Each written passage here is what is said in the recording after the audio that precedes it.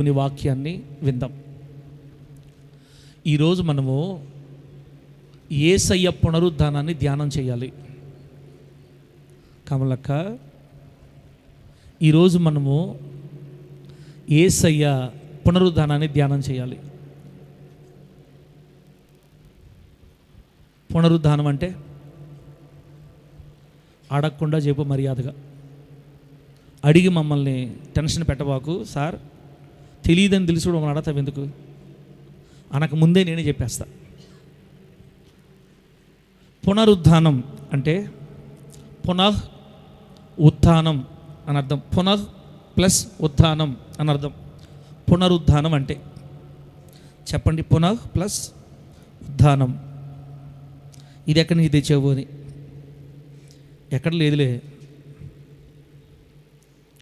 దేవుని బిడ్డలారా, పునః అంటే మరలా అని అర్థం. పునః అంటే మరలా. ఉత్థానం అంటే లేపబడుట, ఎత్తబడుట అని అర్థం. పునః అంటే మరలా, ఉత్థానం అంటే లేపబడుట, ఎత్తబడుట అని అర్థం. ఈ పునరుద్ధానం అనే మాటని సరిగ్గా ఎక్కడ వాడతారంటే బిడ్డలారా, ఒక వ్యక్తి మరణించి తిరిగి ఆ మరణం నుంచి లేచినప్పుడే ఈ పదాన్ని వాడతారు. అందుకే మన ప్రభువైన యేసయ్య సమాధిని గెలిచి లేచినందుకు ఆయన పునరుద్ధానుడయ్యాడు. ఈ భూలోకంలో యేసుక్రీస్తు వారు తప్ప మరొక పునరుద్ధానుడు లేడు ఇప్పటిదాకా. ఇప్పుడు అర్థమైంది కదక్క, పునరుద్ధానం అంటే మరలా లేపబడటం, మరలా లేవడం అని అర్థం. సమాధి నుంచి మరలా లేవటం. పునరుద్ధానుడైన యేసయ్యను గూర్చి మనం ఇప్పుడు కొన్ని విషయాలు ధ్యానం చేద్దాం బైబిల్ గ్రంథంలో నుంచి. బిడ్డలారా, ఇక్కడ ఎవరికైనా యేసు ప్రభు సమాధిని గెలిచి లేచాడు అనే డౌట్ ఉంటే, యేసు ప్రభు వారు సమాధిని గెలిచి లేచాడా? అసలు నిజంగా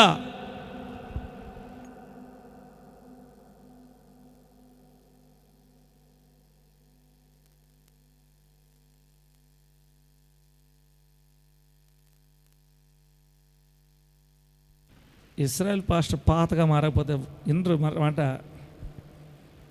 కూర్చో. ఎక్కడ ఆపాం బండి? హలో, బండి ఎక్కడ ఆపాం? ఎక్కడ ఆపామో కూడా చెప్పలేకపోతున్నారు లాస్ట్కి. పునరుద్ధానం. యేసు ప్రభు వారు సమాధిని గెలిచి లేచాడా అనే డౌట్ ఎవరికైనా ఉంటే, అయినా కానీ నాకు కూడా అడగాలనుంది మీకు. అమ్మా, యేసు ప్రభు నిజంగా సమాధిని గెలిచి లేచాడా తమ్ముడా? నిజమేనా? లేచాడు అన్నోడు ధైర్యంగా అల్లులు చెప్పండి. ఏమో మీరు చెప్పారు కాబట్టి అనిపిస్తుంది మాకు కూడా. అల్లులు చెప్పండి గట్టిగా. దొరికిపోయారు దొంగలు. మీరు చెప్పారు కాబట్టి మేము నమ్ముతున్నాం అంటున్నారు మీరా? బిడ్డలారా, ఒక మాట.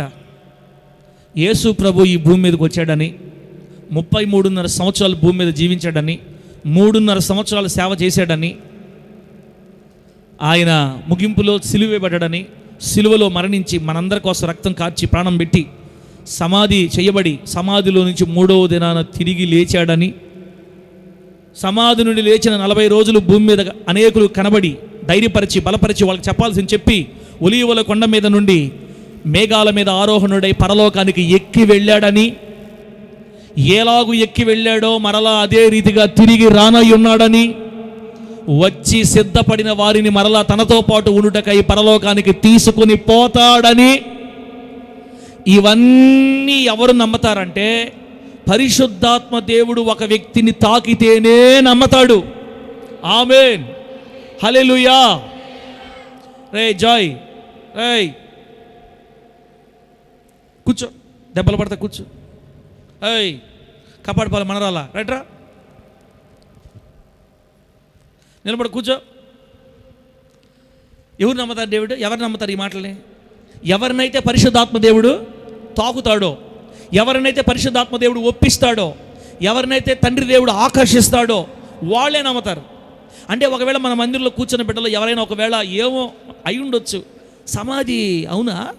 అదే ఆ సమాధేనా? అది ఇప్పుడు ఖాళీగా ఉండేది యేసయ్య సమాధేనా లేకపోతే ఇంకేమన్నా? ఇట్లా డౌట్లు వస్తున్నాయి అనుకో, వీళ్ళని పరిశుద్ధాత్మ దేవుడు తాకలేదని అర్థం. అదే సార్, పరిశుద్ధాత్మ దేవుడు తాకకుండానే మేము చర్చికి వచ్చామా? కొంతమంది భార్య పిలిస్తే వస్తారు, కొంతమంది భర్త కోసం వస్తారు, కొంతమంది పిల్లల కోసం వస్తారు, కొంతమంది జబ్బులు పోగొట్టడానికి వస్తారు, అప్పులు పోగొట్టడానికి వస్తారు, రోగాలు పోగొట్టడానికి వస్తారు, దెయ్యాలు పోగొట్టడానికి వస్తారు. యేసుబాబు దగ్గరికి పోతే పలానా బాగోద్దని నమ్మి వస్తారు, వచ్చి అలా ఉండిపోతారు అంతే. మన దగ్గర లేదనుకుంటున్నాను. ఒకవేళ ఉంటే మాత్రం అదే డౌట్, కన్ఫర్మ్ అదే. అప్పుడు మీరేం చేయాలి?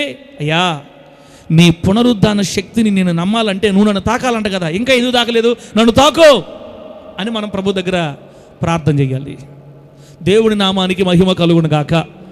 ఎవరు నమ్మినా ఎవరు నమ్మకపోయినా 2000 సంవత్సరాలుగా ప్రపంచంలో ఖాళీగా ఉన్న ఒకే ఒక్క సమాధి యేసు సమాధి. ఆమేన్. ఫోటో తెచ్చావా కుమార్తె? పెట్టు. ఈ భూప్రపంచంలో ఇప్పటికీ ఖాళీగా ఉన్న ఒకే ఒక్క సమాధి అదిగో దగ్గరగా పెట్టింది పాప ఫోటో. అదే సేమ్ ఇదే, సేమ్ ఇదే, అదే సమాధి. ఇప్పుడు యేసు ప్రభు వారిని ప్రస్తుతానికి అప్పట్లో సమాధి చేసిన ఆ సమాధి ఈ సమాధే. ఇంకో ఫోటో లేదమ్మా, దగ్గర దూరం నుంచే. ఇది ఒకటేనా? అదిగో రాయి కూడా అడ్డుగా పెట్టారని చెప్పి బైబిల్ రాసి ఉంటుంది కదా, ఒక రాయిని అడ్డుగా. అవును, కానీ మన దగ్గర సమాధులు ఎట్లా చేస్తారక్క? ఇప్పుడు మన సమాధులు అట్ట గుహల్లో పెడతారా? మనల్ని ఎట్ట పెడతారు? గుంట తవ్వి గుంటలో మట్టేసేస్తారు, పైన ఎదురు కట్టుకుంటారు. ఆ రోజుల్లో యూదులు సమాధులు అట్లా ఉండే అనమాట. ఒక కొండలో చిన్న సందులాగా తవ్వుకొని లోపల తొలిపించుకొని, ఒక పెద్ద గదిలాగా తొలిపించుకొని, కొండలో గుహలో తొలిపించుకొని తాతని దాంట్లోనే పెడతారు. తాతని దాంట్లో పెట్టి ఆ రాయిని పొర్లించేస్తారు. ఆ తాత లోపల కుళ్ళిపోయి లాస్ట్కి ఎముకలైపోతాడు తాత. మళ్ళా వాళ్ళ కొడుకు చచ్చిపోతాడు. మళ్ళా రాయి తీయటం, మళ్ళీ కొడుకు దాంట్లో వేయటం, మళ్ళీ వేసేస్తారు. కొడుకు ఎముకలైపోతాడు. మళ్ళా మనవడు, మళ్ళా పిన్ని, మళ్ళా ఆంటీ, అట్లా ఒక కుటుంబానికి ప్రత్యేకంగా వాళ్ళకంటూ ఒక సొంత సమాధి తొలిపించుకునేవాళ్ళు ఆ రోజుల్లో. డబ్బులు ఉన్నవాళ్ళు అంటే వాళ్ళ పితరులు, వాళ్ళ బంధువులు, వాళ్ళ రక్త వంశీకులు అందరి ఎముకలు ఒకే దగ్గర ఉండాలి, మేమందరం అందుకే అబ్రహాం గారు కూడా చూడండి, మక్పేలా గుహ కొని ఆ మక్పేలా గుహలోనే శారమ్మను సమాధి చేశాడు. తర్వాత ఇంకా ఎవరు సమాధి చేయబడ్డారు అక్కడ? అబ్రహాం గారు అక్కడే, లేయా అక్కడే, యాకోబు గారు అక్కడే, రెబ్కా కూడా అక్కడే. ఇలా వాళ్ళ కుటుంబం అంతా ఒక దగ్గర సమాధి చేయబడింది. కోరుకోవటం మంచిదే. ఇప్పుడు మన డబ్బులు ఎక్కువ లేవు కాబట్టి మనం అది ఆశించకూడదు. ఆ రోజుల్లో వాళ్ళకి సెట్ అయింది, ధనవంతులు కాబట్టి. అట్టడి ఆశ నాకు కూడా ఉంది. మన 5 ఎకరాల స్థలంలో ఒక పక్కన చేయమని మనది ఎందుకులాడా. ఇప్పుడు యేసుప్రభు సమాధి మనకు మెయిన్ పాయింట్. పెట్టుమా, యేసయ్య సమాధి ప్రపంచంలో ఈరోజు ఖాళీగా ఉన్న ఒకే ఒక్క సమాధి. దేవుని నామానికి మహిమ కలుగును గాక. గట్టిగా చెప్పండి హల్లెలూయా. ఎవరు నమ్మినా ఎవరు నమ్మకపోయినా ఆ సమాధి కేక వేస్తూ ఉంది 2000 సంవత్సరాల నుంచి. యేసు సమాధిలో కుళ్ళిపోలేదు, ఆయన లేచాడు. ఆ రోజు దేవదూతలు సమాధిలో నుంచి చెప్పారు అదే మాట, అమ్మా సజీవుడైన వాడిని మృతుల్లో ఎందుకు వెతుకుతున్నారు మీరు? ఆయన ఇక్కడ లేడు, ఆయన లేచి ఉన్నాడు. ఆయనేమో లేచి ఉన్నాడు, చర్చిలేమో కళ్ళు మూసుకుంటున్నారు. ఏం చేయాలి ఇప్పుడు? ఆయనేమో సమాధిలో నుంచి లేచి వెళ్ళిపోయాడు, మన బిడ్డలేమో చర్చిలోకి వచ్చి కళ్ళు మూసుకుంటాడు. వీళ్ళందరినీ తీసుకెళ్ళి దాంట్లో పెట్టి అలా ఎట్టా ఓపెన్గా ఉంది కాబట్టి మీకు దండాలు పెడతా సార్, మా బిడ్డలంతా దాన్ని పెట్టండి, అట్టే పెట్టండి కొంతకాలం. మన బిడ్డలు ఆ శక్తి ద్వారా కళ్ళు తెరుచుకుందరు గాక. హల్లెలూయా. తమాషా బిడ్డలారు, మీరు ఏడబోతారు ఇంటి నుంచి. ఈ నెల్లూరు వదిలిపెట్టిపోయేది లేదు మీరు. మీ కోవూరులు, మీ ముత్తుకూరులు, మీ నెల్లూరులు వదిలిపెట్టి మీరు ఏడగబారు. ఏడవనండి. నేను కూడా బాను, నాకు కూడా నెల్లూరు అంటే బాగా ఇష్టం. దేవుని నామానికి మహిమ కలుగును గాక. ప్రపంచంలో ఏడ తిప్పినా, దేవుడు ఎక్కడ తిప్పినా, ఆదివారం సాయంత్రకాలం శనివారం సాయంత్రకాలం మళ్ళా నెల్లూరు వచ్చేయాలంతే. నెల్లూరు గాలి తగిలితేనే మనం ప్రశాంతంగా ఉంటాం. మీరేం బాబాలేదులే, టెన్షన్ పడబాకండి. కాబట్టి బిడ్డలారా, శుక్రవారం రోజు మన ప్రభువైన యేసుక్రీస్తు వారు బహువేదనకరమైన స్థితిని ఆయన భరించి సాయంత్రం 5 గంటల లోపు, 3 గంటలకు ఆయన మరణిస్తే 5 గంటల లోపు ఆయన్ని సమాధి చేసేశారు. శుక్రవారం సాయంత్రం 6 గంటలకి దినం మారిపోయింది, వాళ్ళకి విశ్రాంతి దినం అయింది. ఆ దినమంతా వాళ్ళు కదలకూడదు కాబట్టి వాళ్ళు ఆరాధన చేసుకున్నారు. ఆదివారం తెల్లవారుతూ ఉండగా, అంటే శనివారం 6 గంటలకి విశ్రాంతి దినం అయిపోద్ది, ఆ చీకట్లో రాలేక తెల్లవారుజామున 4 గంటలకి కొందరు స్త్రీలు యేసయ్య శరీరానికి పరిమళ తైలాలు పూయాలని మరలా వాళ్ళు వస్తే, మన కోసం ఆ సమాధి బండ, ఆ సమాధికి అడ్డుగా ఉన్న రాయి ఎవరు దొరికిస్తారా అనుకుంటూ మగ్దలేని మరియు కొంతమంది స్త్రీలు పరుగును వచ్చి చూద్దాం అనుకుంటే, వాళ్ళకి అర్థమైంది ఏంటంటే ఆ బండరాయి సమాధికి అడ్డంగా లేదు కానీ ఒక ప్రక్కకు దొర్లించి ఉన్నట్టు వారికి కనబడింది. ప్రభు నామానికి మహిమ కలుగును గాక. ఎవరు దొర్లించారని పరిగెత్తి చూస్తే లోపల యేసయ్య బాడీ లేదు. యేసయ్య బాడీ లేదు. ఆమె ఇక ఎవరు ఎత్తుకెళ్ళిపోయారు నా ప్రభు బాడీని ఎవరు ఎత్తుకెళ్ళిపోయారు అదంతా మనకు తెలుసు. తర్వాత యేసు ప్రభు మాట్లాడటం, ఆమెను ధైర్యపరచడం. దేవదూతలు చెప్తున్నారు, అమ్మా సజీవుడైన వాడిని మీరు మృతుల్లో ఎందుకు వెతుకుతున్నారు? సజీవుడైన వాడిని మృతుల్లో ఎతకొద్దు, ఆయన లేచాడు, ఆయన ఇక్కడ లేడు, సమాధిని గెలిచి లేచాడని ఆ స్త్రీలతో దేవదూతలు చెప్పి ధైర్యపరిచి పంపించారు. ఆ తర్వాత మగ్దలేని మరి అక్కడే ఉండిపోతే, బిడ్డలారా ఆ మాట కూడా వినకుండా యేసు ప్రభు వారు కనబడి ధైర్యపరిచినట్టు మనకు అక్కడ రాయబడి ఉంది. అయితే ఇప్పుడు నేను మీకు ఏం చెప్పాలనుకుంటున్నానంటే, ఒక మాట చదువుతాం బిడ్డలారా, అప్పుడు మీకు అంశం పేరు చెప్తాను నేను. అపోస్తలుల కార్యముల గ్రంథం 4వ అధ్యాయం 33వ వాక్యం. అపోస్తలుల కార్యముల గ్రంథం 4వ అధ్యాయం 33వ వాక్యం. సరిపడనా నీకా? సరిపడు. కానీ అపోస్తలుల తలే వాడు చిన్నప్పుడు ఎంత డల్లుగా ఉండేది, పుట్టు ఎంత హుషారు పుట్టుడు.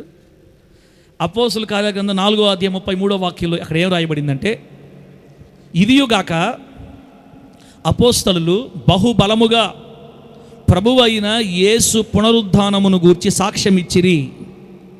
దైవ కృప అందరి యందు అధికముగా ఉండెను. చదివిన వాక్యాన్ని పరిశుద్ధాత్మ దేవుడు మనందరికి అర్థమగినట్లు బోధించి, వాక్యపు లోతులలో మనలందరినీ ప్రతిష్ఠించి, పరిశుద్ధుల స్వాస్థ్యములో దేవుడు మనల్ని అందరినీ భద్రపరచును గాక. ఈ ఈస్టర్ రోజు యేసుక్రీస్తు వారు సమాధిని గెలిచి లేచిన రోజు, సమాధిని మృతిని గెలిచి పునరుద్ధానుడై ఖాళీ సమాధిని ప్రపంచం అందరి ముందు పెట్టి ఆకర్షిస్తూ ఉన్న ఈ రోజు మన ప్రభు అయిన యేసయ్య మనతో మాట్లాడుతున్న మాట, ఆయన పునరుద్ధానాన్ని గూర్చి మనము ప్రజలకి సాక్ష్యం ఇవ్వాలంట. ఆమేన్. ఆయన పునరుద్ధానం గురించి మనం ఏం చేయాలి? సాక్ష్యం ఇవ్వాలి. అప్పట్లో అపోస్తలులు సాక్ష్యం ఇచ్చారు. యేసుక్రీస్తు వారు పరలోకానికి వెళ్ళిపోయిన తర్వాత, మేడగదిలో పరిశుద్ధాత్మ శక్తిని పొందుకున్న తర్వాత, పెంతెకొస్తు పండుగ దినాన ఇక ఆనాటి నుండి అపోస్తలులందరికీ ఒకటే పని. ఏనా పని? యేసయ్య పునరుద్ధానాన్ని గూర్చి బహుబలంగా సాక్ష్యం ఇస్తున్నారంట. ఈరోజు మేము ప్రకటిస్తున్న యేసు చనిపోయి సమాధిలో లేడు, దేవుడు ఆయనను లేపెను అని, మృతిని గెలిచి లేచాడు. మేము ప్రకటిస్తున్న మెస్సయ్య సమాధిని గెలిచి లేచాడు. అదిగో యెరూషలేంకి వెళ్ళి చూడండి, ఆయన సమాధి ఇప్పటికి ఖాళీగా ఉందని ఆ రోజు నుంచి అపోస్తలులందరూ యేసయ్య పునరుద్ధానాన్ని గురించి బహుబలంగా సాక్ష్యం చెప్పారంట. బిడ్డలారా, ఈరోజు మన ప్రభు కోరుకునేది ఏంటంటే, మనము కూడా అవకాశం వచ్చిన ప్రతిసారి పునరుద్ధానాన్ని గురించి, యేసయ్య పునరుద్ధానం గురించి బహుబలంగా మనము కూడా సాక్ష్యం ఇచ్చుదుము గాక. మీరు నమ్ముతున్నారా అమ్మా అని అడిగితే మీరు ఇందాకేం సమాధానం చెప్పాలా నాకు? అవును సార్ మేము నమ్ముతున్నాము, నా దేవుడు సమాధిని గెలిచి లేచాడని చెప్పలేకపోతున్నారు కొందరులే, అందరు కాదన్నా కొందరు. ఖాళీ సమాధి చూపించినా కూడా నమ్మట్లా. మరి ప్రపంచంలో ఎందరో మహానుభావులు, రాజులు, చక్రవర్తులు, బాబాలు, దేవుళ్ళుగా కొలవబడిన వాళ్ళు చనిపోయి ఉన్నారు. వాళ్ళలో ఎవరి సమాధి అయినా తెరవబడిందా పద్మక్క? వాళ్ళల్లో ఎవరి సమాధి అయినా తెరవబడి ఉందా? మన నెల్లూరులోనే ఒక సమాధి ఉంది. పాపం ఆయనకి ఏదో ఇంట్లో బాగులేక, పరిస్థితులు బాగులేక, కోడలు, కొడుకు, ఆ భార్య అన్నం పెట్టకపోతే ఆయన ఇంట్లో నుంచి బయటకు వచ్చేసి ఆ ఇల్లు పాప ఏదో భిక్షాటన చేసుకుంటా ఒక బుర్ర పట్టుకొని ఆ రోడ్ల మీద తిరిగా చెట్ల కింద పడుకుంటా ఉంటే ఆయన తీసుకుని వెళ్ళి ఏం చేశారు? చేయడం కాకుండా గుడి కట్టారు. ఆయన ఒక రోజుకి ఏమైపోయాడు? చనిపోయాడు. ఆయన సమాధి కూడా నేటికి మన మధ్యలోనే ఉంది, కానీ తెరవబడి లేదు. అది మూయబడిన సమాధి. మన దేశంలో కొన్ని చోట్ల కొన్ని సమాధులు ఉన్నాయి, దేవుడిగా కొలవబడుతున్న వాళ్ళది. అవి నేటికి ముయ్యబడే ఉన్నాయి. ప్రపంచాన్ని పరిపాలించిన గ్రీకు వీరుడు పేరు తెలుసా? Alexander the great. Alexander Greek Veerudu, Greek సామ్రాజ్య చక్రవర్తి. 33 సంవత్సరాలకే ప్రపంచమంతటి గెలిచాడు యుద్ధాల్లో. యుద్ధ నైపుణ్యం కలిగిన యవనుడు, ప్రపంచాన్ని స్వాధీనం చేసుకోవాలని కలలుగన్న గ్రీకు వీరుడు. దేవుడు మహాదయ వల్ల మన ఇండియా జోలికి వచ్చాడు, మన భారతదేశం జోలికి వచ్చాడు. ఏ దోమైనా కొట్టొచ్చు కానీ ఇండియా దోమ మాత్రం కొట్టకూడదు. కుట్టక మన ఇండియా దోమే కొట్టింది. సెంటీమీటర్ లేదు. 33 సంవత్సరాలకి ప్రపంచాన్ని గెలిచిన గ్రీకు వీరుణ్ణి విషపు జ్వరం కలుగు చేసేటటువంటి వైరల్ ఫీవర్ తెచ్చే దోమ కొట్టిందంట. ఇంతమందిని గెలిచినోడు సెంటీమీటర్ దోమని గెలవలేకపోయాడు పాపం. అది కూడా ఏ దోమ? ఏ దేశపు దోమ? అదే మన దేశపు దోమ. మన దేశపు దోమకు అంత పవరు. ఆ దోమ బాగుపడే దోమలు కూడా బాగుపడినది. ఆ దోమ ఎక్కదో, ఎక్కే దోమల్ని లాగుతుంటుంది. ఇండియాలో అంత ప్రేమ ఎక్కువ, అంత ప్రేమలు ఉంటాయి. మన ఇంట్లో ఎవరన్నా బాగుపడుతుంటే నేను ఎక్కను, నేను ఓవర్ యాక్షన్లో వద్దు, ఎక్కడికి ఎక్కేదే. ఒక పెద్ద తపేలాలో ఒక పెద్ద డేక్షాలో అన్ని ప్రపంచ దేశాల ఎండ్రకాయలు పీతలు వేసి పెట్టారంట. పీతల్ని తెలుసు కదా, పీతలు అంటే ఎండ్రకాయలు. అన్ని దేశాల నుంచి, ఒక్కొక్క దేశం నుంచి ఆస్ట్రేలియా ఎండ్రకాయ, అమెరికా పీత, జపాన్ పీత, థాయిలాండ్, సింగపూర్, మయన్మార్, ఇలా అన్ని దేశాల పీతలు వచ్చి ఒక దాంట్లో వేసారు. అన్ని దేశాల పీతలు ఎట్లా ఎక్కుదామా ఆ పక్క ఈ పక్క గీర్క సర్రం జారద్ది, మళ్ళీ ఎక్కుతుంది సార్. అమెరికా పీత అయితే అబ్బో భలే ఫాస్ట్ ఆడకపోయి జారుతుంది. ఇవన్నీ ఎక్కే పనిలో ఉంటే ఇలా ఇలా ఇలా నోటి మీద వేలేసుకొని చూస్తుంది ఒక పీత కింద చేరి. అదే మన ఇండియా పీత అదే. అబ్బో అమెరికా పీత ఎక్కుతున్నావు నువ్వు, ఎక్కువ నీ పని చెప్తా. అది అలా దూరంలో వెళ్ళి ఇంకొంచెం దూరం వెళ్తే ఎక్కేస్తుంది అనుకునే లోపు టకా 3 అడుగులు వేసి పడుకో లాగేసి దాని కిందకి. ఇలా ఏది ఎక్కితే దాన్ని లాగుతుంది. ఏం సార్ మన దేశాన్ని అంత బాగా అట్లా ఎక్కడాలు చేయకండి సార్ మీరు. ఎవరో చెప్పారులేమ్మా ఈ సంగతి. స్వార్థం ఎక్కువ మన వాళ్ళకి. హృదయపూర్వకంగా బాగుపడాలని కోరుకోరు. అట్లాంటి వాళ్ళలో నుంచి దేవుడు మనల్ని కోరుకున్నాడు. దేవుని స్తోత్రం కలుగును గాక. ఇక్కడ ఉండే దోమలు పీతలు మంచి అనుకుంటున్నాను నేను. అలెగ్జాండర్ పుట్టినాడు కొట్టబాకండి మీరు. మనం గుడితే జ్వరాలు రాకూడదు, వచ్చిన జ్వరాలు పోవాలి యేసునామాలు అంతే. మనం కుడితే దుఃఖంలో ఉండేవాళ్ళు నవ్వాలి యేసునామంలో. మనం కుడితే అనారోగ్యాలతో ఉన్నవాళ్ళు ధైర్యంతో లేచి కూర్చోవాలా, కుడితే అట్టగొట్టాలా. మీరు యాంటీబయాటిక్ అయిపోవాలి కుడితే. కానీ మహావీరుని కుట్టింది ఒక దోమ, దెబ్బకిట దొంగల ముఠ అయిపోయింది, అవుట్, చచ్చిపెట్టు. ఆ వ్యక్తిని కూడా సమాధి చేశారు. ఇప్పుడు ఆ వ్యక్తి, ఆ వీరుడు సమాధి కూడా గ్రీసులో ముయ్యబడే ఉంది. రోమా సామ్రాజ్యాన్ని పరిపాలించిన గ్రేట్ జూలియస్ సీజర్, ప్రపంచాన్ని వణికించిన చక్రవర్తి, అతని సమాధి కూడా ముయ్యబడే ఉంది. ఇలా చెప్పుకుంటూ పోతే నేటికి ప్రపంచంలో ఉన్న సమాధులన్నీ ముయ్యబడి ఉన్నాయి, కుళ్ళిపోయాయి. ఆ సమాధిలో వారి ఎముకలు కుళ్ళిపోయాయి. ఈ భూ ప్రపంచ చరిత్రలో కుళ్ళు వాసన లేకుండా నేటికి కోట్లాది మందిని ఆకర్షిస్తూ వచ్చి చూడండి, వచ్చి చూసి నన్ను నమ్మండని కేకలు వేస్తున్న భూ ప్రపంచంలో ఉన్న ఒకే ఒక్క ఏకైక సమాధి, తెరవబడిన సమాధి, అది మన యేసు సమాధి. కొట్టొచ్చిక గట్టిగా ఎట్టగొట్టాలా హల్లెలూయా. మీ నోళ్ళు మండ. దేవుడు మిమ్మల్ని ఆశీర్వదించును గాక. యేసు సమాధి ఖాళీగా ఉంది. ఎవరివే, ఎవరు నువ్వు? కూర్చోచ్చా బిడ్డలారా. కాబట్టి ఆ పునరుద్ధానం, సమాధిని గెలిచి లేచిన ఆ పునరుద్ధానాన్ని ఆనాటి అపోస్తలులు బలముగా సాక్ష్యం ఇచ్చారు. మనము కూడా వీలైనప్పుడల్లా, కృప చూపినప్పుడల్లా, సువార్త చెప్పవలసి వచ్చినప్పుడల్లా, నేను ఆరాధించే నా దేవుడు సజీవుడు, బ్రతికి ఉన్నాడు, పునరుద్ధానుడు, మరణమును గెలిచి లేచాడు, ఆయన సమాధిలో కుళ్ళిపోలేదు. యేసయ్య సమాధి చేయబడి మరణించి సమాధి చేయబడి తిరిగి మూడో దినాన పునరుద్ధానుడై లేచాడని ఆయన జనన మరణ పునరుద్ధానాల గురించి మనము ఎప్పుడు సాక్ష్యం చెప్పడం మర్చిపోకూడదని దేవుని వాక్యం మనకు తెలియచేస్తుంది. ప్రభువు నామానికి మహిమ కలుగును గాక. అపోస్తుల కార్యాల గ్రంథం 2వ అధ్యాయం తీండి త్వరగా ముందుకెళ్దాం. అపోస్తుల కార్యాల గ్రంథం 2వ అధ్యాయం 27వ వచనం, అలాగే 31వ వచనం, 27, 31. అక్కడ ఏం రాయబడిందంటే, నీవు నా ఆత్మను పాతాళములో విడిచిపెట్టవు, నీ పరిశుద్ధిని కుళ్ళు పట్టనీయవు అని ఉంది.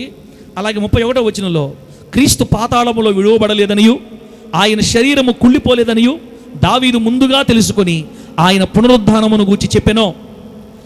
అపోస్తుల కార్యగ్రంథంలో పౌలు గారు మాట్లాడుతూ, మరి బిడ్డలారా, పేతురు గారు ప్రసంగంలో మాట్లాడుతా ఆయన దావీదు గారు చెప్పిన ప్రవచనాన్ని ఇక్కడ ఉటంకించి మాట్లాడుతున్నాడు.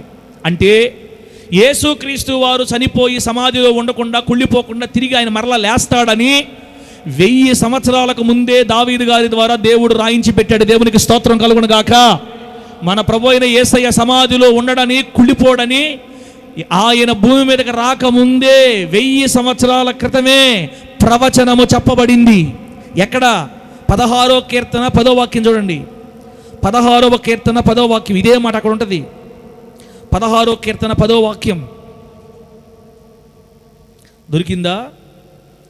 ఎందుకనగా నీవు నా ఆత్మను పాతాళములో విడిచిపెట్టవు, నీ పరిశుద్ధుని కుళ్ళు పట్టనీయవు. దావీదు గారి ద్వారా దేవుడు యేసయ్య పునరుద్ధానం గురించి ప్రవచనం 1000 సంవత్సరాల క్రితం రాయించాడు. ఆ ప్రవచన నెరవేర్పుగా మన ప్రభు అయిన యేసయ్య సమాధిని గెలిచి లేచాడు యేసునామంలో. ఓ అక్క, చెల్లెల, మో అమ్మా, అయ్యా చూడండి అయ్యా, మన యేసయ్య సమాధిలో లేడయ్యా. ఆ సమాధిని గెలిచి లేచి 2000 సంవత్సరాల క్రితం అయిపోయింది. దేవుడికి స్తోత్రం కలుగునగాక. ఇంకా ఎందుకు? కొందరు ఇంకా పోయి అలా బొమ్మల దగ్గర ప్రార్థన చేస్తుంటారు. బొమ్మల దగ్గర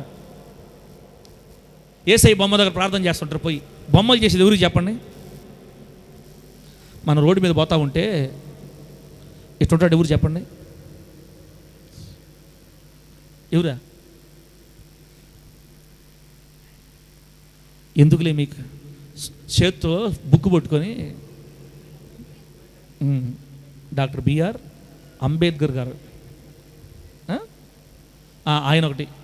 మనం చాలా సెంటర్లో చూస్తూ ఉంటాం, తాళం బొర్ర ఒకటి తగిలించుకొని కర్ర పట్టుకొని, ఏముండదు మొత్తం ఎయిర్పోర్ట్ గ్రౌండ్. ఎవరు చెప్పాయన కదా? జాతిపిత. బొమ్మలు ఎవరికి కడతారు? బొమ్మలకి ఎవరికి శిల్పాలు ఎవరికి పెడతారు? బొమ్మలు ఎవరు బతుకున్న వాళ్ళకి బొమ్మలు పెట్టరు. బ్రతికి ఉండే వాళ్ళకి బొమ్మలు చేయకూడదు, విగ్రహాలు చేయకూడదు. చచ్చిపోయిన వాళ్ళకి విగ్రహాలు చేస్తారు. వాళ్ళు చనిపోయారు కాబట్టి వాళ్ళకి విగ్రహాలు చేస్తున్నారు. యేసు ప్రభు విగ్రహాలు కూడా పెడతారు కొన్ని దగ్గరలో. వీళ్ళు పోయి ఆడ కొడతా ఉంటారు. కానీ ఇదే పని కొంతమంది. మనం కాదులే, మన గ్రూపు కాదు. ఒక తమ్ముడు చెప్తున్నాడు, ఆడకెళ్ళి నాకు గుండు చేసుకోవడం భలే ఇష్టం సార్. నాకు ఏడకయా? బొమ్మ దగ్గరికి. ఏడ? సమాధి దగ్గర. సమాధి కదా అదేనే, సముద్రం దగ్గర. సముద్రం దగ్గర చర్చి ఉంటుంది. ఆ చర్చిలో మన బొమ్మ దగ్గర పోయి చేసుకో. బొమ్మ ఎందుకు మనకి? ఆయన బొమ్మలో లేడు, ఆయన సజీవుడై నిలిచి ఉన్నాడు యేసు నామములో. ఈ మధ్యాహ్నం ఎక్కడ చేరి మన మాటలు ఆలకిస్తున్నాడు. దేవునికి మహిమ కలుగును గాక.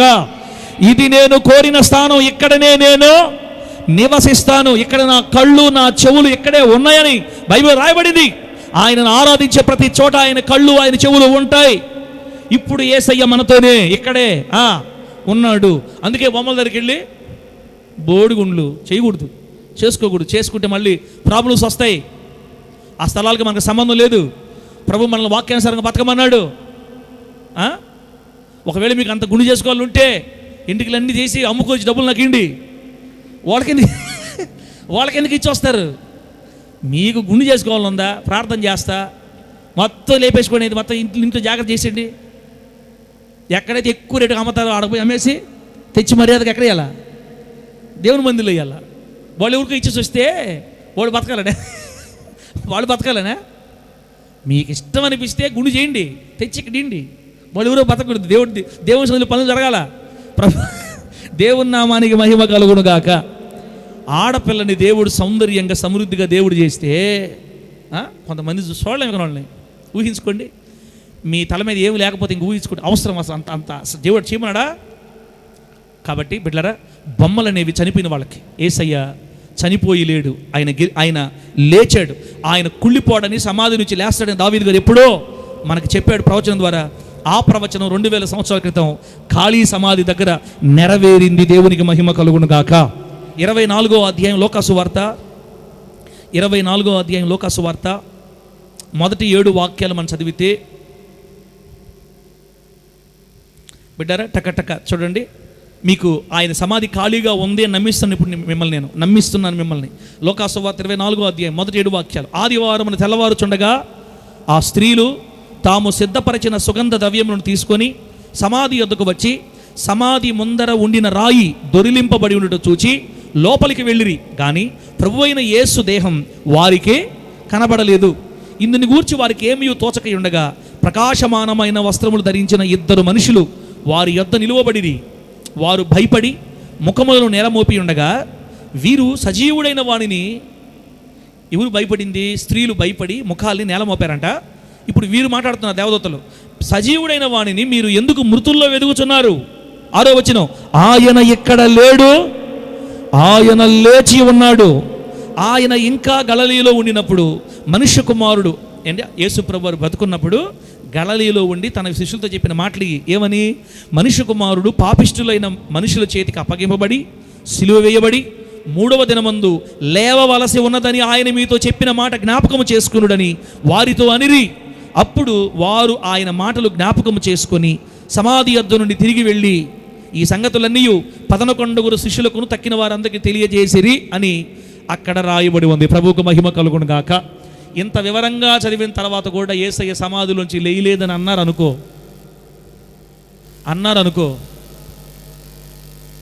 పెద్ద పడవలో ఎక్కించి సముద్రంలో వదిలేస్తాయి, నా సంబంధం లే. అక్క ఆయన సమాధి ఖాళీగా ఉంది. దేవదూతలు చెప్తున్నారు, ఆయన లేడు, సజీవుడైన వాడిని మీరు మృతుల్లో ఎందుకు వెతుకుతున్నారు? ఆయన ఎక్కడ లేడు, ఆయన లేచి ఉన్నాడు. హీ ఈజ్ రైజన్ అంటారు. ఆయన సమాధిని గెలిచి, మృతిని గెలిచి, చావులో నుంచి లేచాడు. ఏమండి, నిన్నేమో భయంకరమైన గాయాలు, రక్తం గడ్డగట్టిపోయింది, శరీరం అంతా ధ్వంసమైపోయింది, మాంసం ముద్ద అయిపోయింది, పిచ్చి కొట్టేశారు, చంపాలనే కొట్టేశారు, ప్రక్కల్లో బళ్ళతో పొడిచారు, నీళ్లు మొత్తం అయిపోయినాయి, ఒక జీవం లేని శరీరం అయిపోయింది, చనిపోయింది. ఆ శరీరం మృతమైపోయిన శరీరాన్ని తీసుకెళ్ళి సమాధిలో పెడితే 3వ రోజు తెల్లవారుజామున వెళ్ళి చూసేసరికి ఆ శరీరం అక్కడ లేదు. దైవ సంబంధమైన జీవాన్ని ధరించుకొని మరలా ఆ శరీరం మహిమతో లేచి నిలబడి బయటికి వచ్చాడు. యేసునామములో ఆమేన్ చెప్పండి, గట్టి చెప్పు హల్లెలూయా. యేసయ్య సమాధిని గెలిచిన దేవుడు, యేసయ్య మరణాన్ని గెలిచిన దేవుడు, యేసయ్య జయించిన జయ వీరుడు అని మనము ఇతరులకు ప్రకటించుదుము గాక. అపోస్తలులను పోలిన వారమై మనము దేవుని పునరుద్ధానమును గూర్చి సాక్ష్యము బహుబలముగా ఇచ్చే కృపని దేవుడు మనందరికీ అనుగ్రహించును గాక. బిడ్డారా, ఇప్పుడు నేను మీకు ఏం చెప్తానంటే అంశం పేరు పెడతా చూడండి. ఇప్పుడు మీ విషయం అర్థమవుతుంది, మీకు ముగిచ్చేస్తాను నేను త్వరగా. అంశం పేరు రాసుకోండి. ఈరోజు మనం నేర్చుకోబోయే అంశం పేరు రాసుకోండి. ఏముంది అక్కడ? క్రీస్తు పునరుద్ధానపు విజయములు. క్రీస్తు పునరుద్ధానపు విజయములు అంటే మన ప్రభువైన యేసుక్రీస్తు వారు సమాధిని గెలిచి లేచిన తర్వాత ఆ సమాధిని గెలవడం అనే పునరుద్ధానం ఉంది కదా, ఆ పునరుద్ధానం ద్వారా మనకు దేవుడు అనుగ్రహించిన విజయాలు ఏంటి? యేసయ్య పునరుద్ధానము వలన మనకు వచ్చిన విజయాలు, క్రీస్తు పునరుద్ధానపు విజయములు. బిడ్డలారా, మీకు అర్థం చెప్తానమ్మా. మరి పెద్ద పాయింట్లు ఏం కాదు, జస్ట్ మీకు గుర్తు చేద్దామని అంతే. యేసయ్య పునరుద్ధానం వలన మనకు వచ్చిన విజయాలు, ఆయన జయించి ఆయన జయాల్ని మనకిచ్చాడు అనమాట. క్రీస్తు పునరుద్ధానం ద్వారా సంఘానికి, దేవుని బిడ్డలకి, క్రీస్తు బిడ్డలకు వచ్చిన విజయాలేంటి అనేది నువ్వు గుర్తు పెట్టుకోగలిగితే ఈ భూమి మీద ఆనందంగా మనము బ్రతకొచ్చు. ఆమేన్ చెప్పండి. దిగులుతో బతకాల్సిన అవసరమో, దుఃఖంతో బతకాల్సిన అవసరమో, ఏడుపుతో బ్రతకాల్సిన అవసరమో, ఏంది నా కర్మ అనాల్సిన అవసరమో లేదు. యేసయ్య పునరుద్ధానము వలన మనకు కలిగిన జయాలు ఏంటో నువ్వు చూస్తే బిడ్డ ధైర్యంగా బతుకుతావు. ధైర్యంగా సార్ ఏం ధైర్యం అది, అంతలా ధైర్యము చెప్పండి అంటే మొదటి జత చూడండి. క్రీస్తు పునరుద్ధాన విజయాలలో మొదటి విజయం. మనం దీన్ని గుర్తుంచుకోవాలి, ప్రతిరోజు దీన్ని మనం అనుసరిస్తూ ఉండాలి, మనం మర్చిపోకుండా ఉండాలి, లేకపోతే సాతాను మనల్ని మోసం చేస్తాడు. నెంబర్ 1, ఆదికాండం తీయండి ఒకసారి. ఆదికాండం 3వ అధ్యాయం 15వ వాక్యం చదువుదాం. ఆదికాండం 3వ అధ్యాయం 15వ వాక్యం చదివితే అక్కడ దేవుడు మరి సర్పమును శపిస్తున్న విధానం అన్నమాట. అది సర్పాన్ని శపిస్తున్న వచనం. దేవుడు ఏమంటాడంటే 14వ వచనం చూడండి. అందుకు దేవుడైన యెహోవా సర్పంతో, నీవు దీన్ని చేసినందున పశువులన్నిటిలోనూ భూజంతువులన్నిటిలోనూ నువ్వు శపించబడిన దానవై నీ కడుపుతో ప్రాకుచు నీవు బ్రతుకు దినములన్నీ మన్ను తిందువు అని చెప్పాడు. దేనికి సర్పానికి. ఏదో ఒక దానిలో కానీ నన్ను చూస్తున్నారు, ఇంకేం చేసేది నేను. సర్పాన్ని శపిస్తూ మాట్లాడుతున్న మాటలు ఇవి. తర్వాత కింద ఏమంటాడు 15వ వచనంలో, అలాగే నీకును స్త్రీకిని నీ సంతానానికి ఆమె సంతానానికి వైరము కలుగజేసేదనో. ఈ మాట గుర్తుపెట్టుకోండి అమ్మా. దేవుడు చెప్తున్న మాట. ఏ దేవుడు? ఈ దేవుడు అమ్మో కలుగును గాక అంటే కలిగిపోయిన దేవుడు. సూర్యుడు కలుగును గాక, ఏమైంది? చంద్రుడు ఏంది? నోటి మాటకే. సూర్యుడు ఎంత పెద్దవాడో తెలుసా? మన భూమి కంటే కొన్ని కోట్ల రెట్లు పెద్దోడు. పెద్దోడు అంటే మనిషిలాగా కాదులే, అదొక పెద్ద గ్రహం. బగ మండుతున్న అగ్నిగోళం. భూమి కంటే 10 రెట్లు సంఖ్యలో పెద్దవాడు సైజులో. భూమి బాల్ అనుకోండి, భూమి మనం ఆడతామే లబ్బర్ బాల్ అంతా. సూర్యుడు అని తెలుసా? ఫుట్బాల్ తెలుసా? ఫుట్బాల్ తెలుసు కదా, ఫుట్బాల్ అంత పెద్దవాడు అనమాట. అంత పెద్ద గ్రహం ఎలా కలిగింది? ఎవరో వచ్చి చేయిస్తే కాదు, కలుగును కాక అన్నాడు అంతే. అంటే అంత శక్తివంతమైన మహాశక్తివంతమైన నోరది. ఆ నోటితో దేవుడు ఏం చెప్తున్నాడంటే, ఏయ్ సర్పమా, నీకు స్త్రీకి నీ సంతానానికి స్త్రీ సంతానానికి వైరము కలుగజేస్తున్నా. ఈ వైరం ఎప్పుడు దాకా తెలుసా? నువ్వు నీ సంతానం నాశనం అయిపోవాలా, స్త్రీ సంతానం పూర్తయిపోవాలా. భూమి మీద మీరు బతుకున్నంత కాలం మీకు వైరమే అని చెప్పేశాడు. ఇప్పుడు కొంతమంది ఏమనుకుంటారంటే, సార్ నా కళ్ళే ఎందుకు చెడ్డ కళ్ళు, మరి దారుణ కళ్ళు నా కళ్ళు. ఎన్నిసార్లు వాక్యం చెప్పారు మీరు చెడు చూపులు చూడకూడదని? నేను ఎంత కంట్రోల్ చేసుకుంటున్నా నా కళ్ళు ఎందుకంటే మారిపోతున్నాయి. హలో, ఈ సంగతి ఎప్పుడు చెప్పాడు దేవుడు? ఆదిలోనే. నీకు స్త్రీకి నీ సంతానానికి స్త్రీ సంతానానికి వైరం. సాతానుగాడేమో మన శరీరంలో చేరి మన పాపానికి పురుకొల్పుతూ ఉంటాడు, మనమేమో వాడికి వ్యతిరేకంగా చేరి దాన్ని జయిస్తూ ఉండాలా. కొంతమంది అంటారు 7 రోజులుగా ఉపవాసం ఉంటే ఇంకా శరీర కోరికలు రానే. తెలుగు వాళ్ళు ఉండారా లేరా? ఎడా తెలుగు వాళ్ళు ఉంటే అల్లు చెప్పండి, బతుకుండే వాళ్ళు అల్లు చెప్పగట్టుగా. 7 రోజులు ఉపవాసం ఉంటే ఇంక శరీర కోరికలు రానే. ఒత్త పిచ్చి. 22 రోజులు ఉండు, 40 రోజులు కూడా ఉండు, 41వ రోజు మళ్ళీ వచ్చేస్తాడు నల్లవాడు ముఠామేశ్వరి. నీకు శక్తి లేదు, అన్నం లేదు, నీళ్ళు లేదు, కరపళ్ళు అయిపోయి ఉండవు. 41వ రోజు వచ్చేస్తాడంతే. ఎందుకంటే దేవుడు చెప్పాడు అన్నమాట, నేను మీకు వైరం కలుగు చేస్తున్నా. శరీరం ఆత్మకి, ఆత్మ శరీరానికి ఇప్పుడు విరోధంగా పోరాటం. కాబట్టి చెడు కోరికలు, చెడు తలంపులు వస్తున్నాయని, చెడు ఆలోచనలు వస్తున్నాయని, చెడు కళలు వస్తున్నాయని, చెడ్డ తలంపులు వచ్చేస్తున్నాయని, మంచిగా ఉన్న స్త్రీని కూడా ఇంకో రకంగా నేను చూసేస్తున్నాను, చెడ్డోని చీ అని కొట్టుకోవద్దు మీరెవరు. అది ఆల్రెడీ బీజం పడిపోయింది, ఆల్రెడీ దేవుడు చెప్పేశాడు.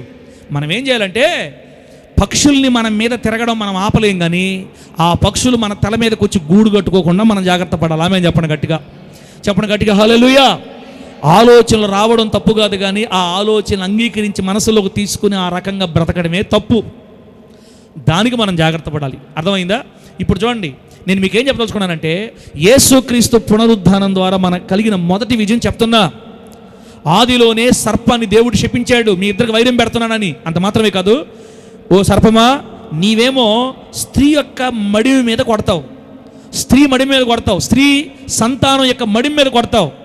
ఆ స్త్రీ సంతానము కానీ స్త్రీ కానీ నిన్ను తల మీద కొడుతుంది అని రాశాడు అక్కడ, దేవుడు చెప్పాడు. ఇది యేసుక్రీస్తు వారి సిలువను గూర్చిన ప్రవచనం. దేవునికి మహిమ కలుగునుగాక. స్త్రీ సంతానముగా వచ్చిన వాడు ఎవరు చెప్పండి? మనందరూ స్త్రీ సంతానం అంటారా? యేసు ప్రభు వారు స్త్రీకి పుట్టాడు, కానీ మనందరం పుట్టినాడు పుట్ల. ఆయన జన్మ పవిత్రమైన జన్మ. ఆమెనండి. స్త్రీ పురుషుల మూలంగా వచ్చి పుట్టిన వ్యక్తి కాదు ఆయన, మనవలే. ఆయన పరిశుద్ధాత్మ మూలంగా పిండంగా రూపించబడ్డాడు కన్య గర్భంలో. ఒక కన్య, వివాహం కాని అమ్మాయి గర్భంలో పరిశుద్ధాత్మ దేవుడు పిండాన్ని క్రియేట్ చేశాడు. సహజంగా అది జరగదు, అలా జరగడానికి వీలు లేదు. కానీ దేవునికి అసాధ్యమైంది లోకంలో ఏది లేదు. దేవుడే కన్య గర్భంలో ఒక పిండాన్ని పవిత్రంగా ఏర్పాటు చేశాడు. అంటే యేసు ప్రభు వారి రక్తంలో తండ్రి క్రోమోజోములు లేవు, తల్లి క్రోమోజోములు మాత్రమే ఉంటాయి. బిడ్డలారా, అది పవిత్రమైన రక్తం. అందుకే మనం ప్రార్థన చేసేటప్పుడు ఏం చేస్తాం మనం? అమూల్యమైన, నిష్కళంక, నిర్దోష, నిరపరాధ, పరిశుద్ధ, పవిత్ర, పాప పరిహారార్థ బలి రక్తం. యేసయ్య రక్తం పవిత్రమైంది, పరిశుద్ధమైంది, నిష్కళంకమైందని ప్రార్థన చేస్తాం కదా. ఎందుకంటే అది పవిత్రమైన రక్తం అన్నమాట. అలా స్త్రీ కన్య గర్భంలో ఆయన జన్మించి స్త్రీ సంతానంగా భూమి మీదకి వచ్చి కలువరి సిలువ మీద సాతాను తల మీద కొట్టాడు యేసు నామములో. గట్టి చెప్పండి హల్లెలూయా. సాతానేమో స్త్రీ మడిం మీద, స్త్రీ సంతానం మడిం మీద, అంటే సిలువ ద్వారా కొట్టింది. యేసయ్యని సాతాను గడి సిలువ వేయించాడు. కానీ సిలువలో ప్రాణం పెట్టి యేసయ్య వాడి తలను పూర్తిగా చితకదొక్కాడు అన్నమాట. ఈ వాగ్దానం, ఈ ప్రవచనం ఆది కాండంలోనే రాయబడింది. ఇదే మాట నెరవేర్పుగా మనం చూడాలంటే కొలస్సీలకు రాసిన పత్రిక, పౌలు గారు కొలస్సీలకు రాసిన పత్రిక 2వ అధ్యాయం 15వ వచనం చూడండి. అదే ప్రవచనం నెరవేర్పింది. తల మీద కొడితే యేసయ్య ఎలా ఉంది చూడండి. కొలస్సీలకు రాసిన పత్రిక 2వ అధ్యాయం 15వ వాక్యంలో యేసయ్య వాడిని తల మీద కొట్టి ఏం చేశాడు చూడండి. అక్కడేముంది? ఆయన ప్రధానులను, అధికారులను నిరాయుధులనుగా చేసి సిలువ చేత జయోత్సవముతో వారిని పట్టి తెచ్చి బాహాటంగా వేడుకకు కనపరచెను అని రాయబడింది. ఆయన అంటే మన ప్రభు అయిన యేసయ్య సిలువ మరణం ద్వారా ప్రధానులని, అధికారుల్ని, ఎవరు ఆ ప్రధానులు? ఎవరు? ఆకాశ మండలం అందున్న దురాత్మల సమూహాలు. ప్రధానులంటే దురాత్మ శక్తులు, సాతాను శక్తులు, చీకటి, సర్ప సంతానం, సాతాను సంబంధమైన ఆ దయ్యాల్ని, అపవాదిని మన ప్రభువైన యేసుక్రీస్తు సిలువ చేత జయోత్సాహముతో ఎప్పుడైతే సిలువలో ప్రాణం పెట్టాడో సైతానుగాడు ఓడిపోయాడు యేసునామంలో. సిలువలో ఆయన చనిపోవడం ద్వారా, ఆయన రక్తం కాచడం ద్వారా సాతానుగాడి తల 1000 ఒక్కలైంది. ఇంకా ఎన్ని ఒక్కలైంది? 1000 ఒక్కలైంది. చితగొట్టేశాడు అంతే. సాతానుగాడి తల యేసయ్య చితగొట్టి సిలువ మరణం ద్వారా జయాన్ని పొంది ఆ జయోత్సాహంతో వాళ్ళందరినీ, సాతాను సైన్యాన్ని నిరాయుధులుగా చేసి వాళ్ళ దగ్గర ఆయుధాలు లాగిపడేసి వాళ్ళందరూ కట్టగట్టి తెచ్చి బాహాటంగా వేడుకకు కనపరచని రాయబడింది. ఇదిగో వీళ్ళందరినీ నేను జయించాను. హోలీ జడ్జి విశ్వాసులారా, హోలీ జడ్జి పిల్లలారా, నేను కలువరి సిలువలో ప్రాణం పెట్టి ఈ సాతాను సంబంధమైన సైన్యాన్ని అంతటిని జయించి ఇదిగో మీకు చూపిస్తున్నా. వీళ్ళు ఓడిపోయిన వాళ్ళు, మనము గెలిచిన వాళ్ళ దేవునికి మహిమ కలుగును గాక. గట్టిగా చెప్పండి హల్లెలూయా. వాళ్ళు ఓడిపోయారు, మనము గెలిచాం. ఇప్పుడు చూడండి రోమాపత్రిక 16:20 క్రీస్తు పునరుద్ధాన విజయాలు మొదట చూస్తున్నాం మనం. ఇది చెప్పిన తర్వాత మీకు పాయింట్ చెప్తా. రోమాపత్రిక 16వ అధ్యాయం 20వ వచనం ఏముంది? సమాధానకర్తయగు దేవుడు సాతానుని మీ కాళ్ళ కింద శీఘ్రముగా చితుక త్రొక్కించును, మన ప్రభు అయిన యేసుక్రీస్తు కృప మీకు తోడై ఉండును గాక అని రాయబడింది అక్కడ. బ్రతికి ఊపిరి పీల్చేవాడు హల్లెలూయా చెప్పండి. ఇక్కడ తెలుగు వాళ్ళు ఉంటే హల్లెలూయా చెప్పండి. నా ప్రభు అయిన యేసయ్య మిమ్మల్ని దీవించును గాక. నేను మంకులో చెప్తున్నానా, మీరు మంకుగా ఉన్నారా? నాకేం అర్థం కావట్లా. నాకు ఒకటి మాత్రం అర్థమవుతుంది, పైనుంచి కొట్టే సెగ మాత్రం అర్థమవుతుంది నాకు. మరి మీకు ఎట్టనో తెలియదాక చెడిల్లారా? అమ్మో ఎన్నన్నా అయిపోయిందే, ఆపేస్తాను. ఇంకా యేసయ్య సమాధిని గెలవడం ద్వారా మనకు కలిగిన మొదటి విజయం ఇప్పుడు చెప్తున్నా. మొట్టమొదటిగా దేవుడు సమాధిని గెలవడం ద్వారా, మరణాన్ని గెలవడం ద్వారా మనకు కలిగిన మేలు, లేదా ఆయన చేసిన గొప్ప, ఆయన సంపాదించిన గొప్ప జయం ఏంటంటే సాతాను తలని చితకదొక్కి వాడి సైన్యాన్ని పూర్తిగా జయించాడు యేసు నామములో. సాతానును జయించాడు యేసయ్య. దేని ద్వారా? పునరుద్ధానం ద్వారా అనండి. దేని ద్వారా? పునరుద్ధానం ద్వారా. అదిగో రాసుకోండి. సాతాను తలను చితకగొట్టి వాని శక్తిని పూర్తిగా జయించాడు యేసయ్య. పునరుద్ధానం ద్వారా వచ్చిన గొప్ప జయం ఇది, మొదటిది. అమ్మా, అంత మాత్రమే కాదు, యేసయ్య జయించడమే కాదు, వాడిని జుట్టు పట్టుకొని లాక్కొని వచ్చి మన కాళ్ళ కింద పడేశాడంట. ఇప్పుడు చదివిన వాక్యం అదే. మన కాళ్ళ కింద పడేసి, బుడ్డమ్మ తొక్క అని బుడ్డమ్మకి చెప్తున్నాడు. బుడ్డమ్మ అంటది, అయ్యా ప్రభు అల్లులుయా, నేను దొక్కను, అమ్మో నేను ఆయన దొక్కితే ఇంకేమన్నా నన్ను దొక్కుతాను, మళ్ళా సైతాన్ని కూడా నేను దొక్కడం ఏంది? ఏం మైండ్లో మాట్లాడతాను. ఆల్రెడీ నేను ఈ ఒక్కలు చేస్తుండా. వాడి కళ్ళు మెదడు తలలో లేవు. ఇప్పుడు సాతాను తల చెతకు దొక్కితే కెతురక్క మెదడు ఉంటుందా? పాము తలని చిదిరిగా తొక్కి మనం నలగొడితే తలలో మెదడు ఉంటుందా? ఉండదు. అందుకే వాడికి మెంటలు వచ్చేసింది. ఎవరికి? మరి ఎంత ఎగతా చేసేస్తా మీరు దయ్యాన్ని, సైతాన్ని? వాడికి మెంటలు వచ్చేసింది. ఎందుకు? ఎడదొక్కేశాడా? చితక దొక్కాడు సిలువలో. కాబట్టి కళ్ళు ఈ మూలకు పోయినాయి, కళ్ళు పొడుచుకొని వచ్చి ఈ మూలకు పోయినాయి. అసలు మెదడు లేదు లోపల. అందుకని బైబిల్ వాడి గురించి రాయబడ్డది, వాడు భూమి మీద అటు ఇటు, ఇంటి దగ్గర ఉండకుండా ఊరికే బయట అటు ఇటు తిరిగే వాళ్ళు ఏమంటారు? ఆఫ్ మైండ్ వాళ్ళు అంటారు. మగపిల్లలైనా ఆడపిల్లలైనా ఇంట్లో ఉండకుండా, ఇంటి పట్టున ఉండకుండా ఉదయం లేచి సాయంత్రం దాకా అటు ఇటు బయటికి లోపలికి, టౌన్లోకి లోపలికి, ఈ దగ్గర ఆ సందులోకి ఈ సందులోకి, ఆ పక్కకి ఈ పక్కకి, ఆ ఫ్రెండ్ దగ్గర ఈ ఫ్రెండ్ దగ్గర తిరుగుతుంటారు అనుకో, వీళ్ళు ఏమంటారా? ఆఫ్ మైండ్ వాళ్ళు. అదేం సార్ అంత ఘోరం చెప్తున్నాను. కొంతమందికి ఇంట్లో ఉండటం భలే బోరు. ఆడవాళ్ళకు కూడా ఏందోనే మేము వచ్చి మీతో మాట్లాడకపోతే నాకు అసలు మనశ్శాంతి ఉండదా? ఉదయాన్ని 3 ఇళ్ళు తిరుగుతుంది, సాయంత్రం 3 ఇళ్ళు తిరుగుతుంది, రోజుకు 6 ఇళ్ళు తిరుగుతుంటుంది. సైతాన్ గాడి పేరు ఏంటంటే అటు ఇటు తిరిగేవాడు. ఆడవాళ్ళ గురించి పౌలు గారు మంచి మాట చెప్తారు. మీరు పరుల జోలికి పోక ముందు ఇంట్లో నిలబెట్టేట్టు బతకని చెప్తాడు. భలే మాట అది. ఒకసారి తొందరగా చెప్తా మీకు. అసలు స్త్రీలు ఎలా ఉండాలా, క్రైస్తవ స్త్రీలు ఎలా ఉండాలో చెప్తా మీకు. స్త్రీ వివాహమైన అమ్మాయి గారు, వివాహమైన ఆ స్త్రీ, వివాహం కాని ఆడపిల్లైనా ఊరికి అటు తిరగకూడదు. ఇంట్లో గుట్టుగా ఉండాలంటే ఏదో ఒకసారి ఇప్పుడు ఫోన్లు ఉన్నాయి కదా, ఇంట్లో పోవడం ఎందుకు? ఫోన్లు ఏదో ఒక రోజు మాట్లాడుకొని అయిపోవాలి. అట్ట కాదు, ఉదయం 3 ఇళ్ళు సాయంత్రం 3 ఇళ్ళు ఒకటే మంది తిరగడమే. ఎలా తిరగతున్నావంటే మన తల్లో కూడా గుజ్జు తీసేసాడు సైతాన్. ఏసై చెత్తకొట్టి దగ్గర వాడికి మైండ్ పోయింది.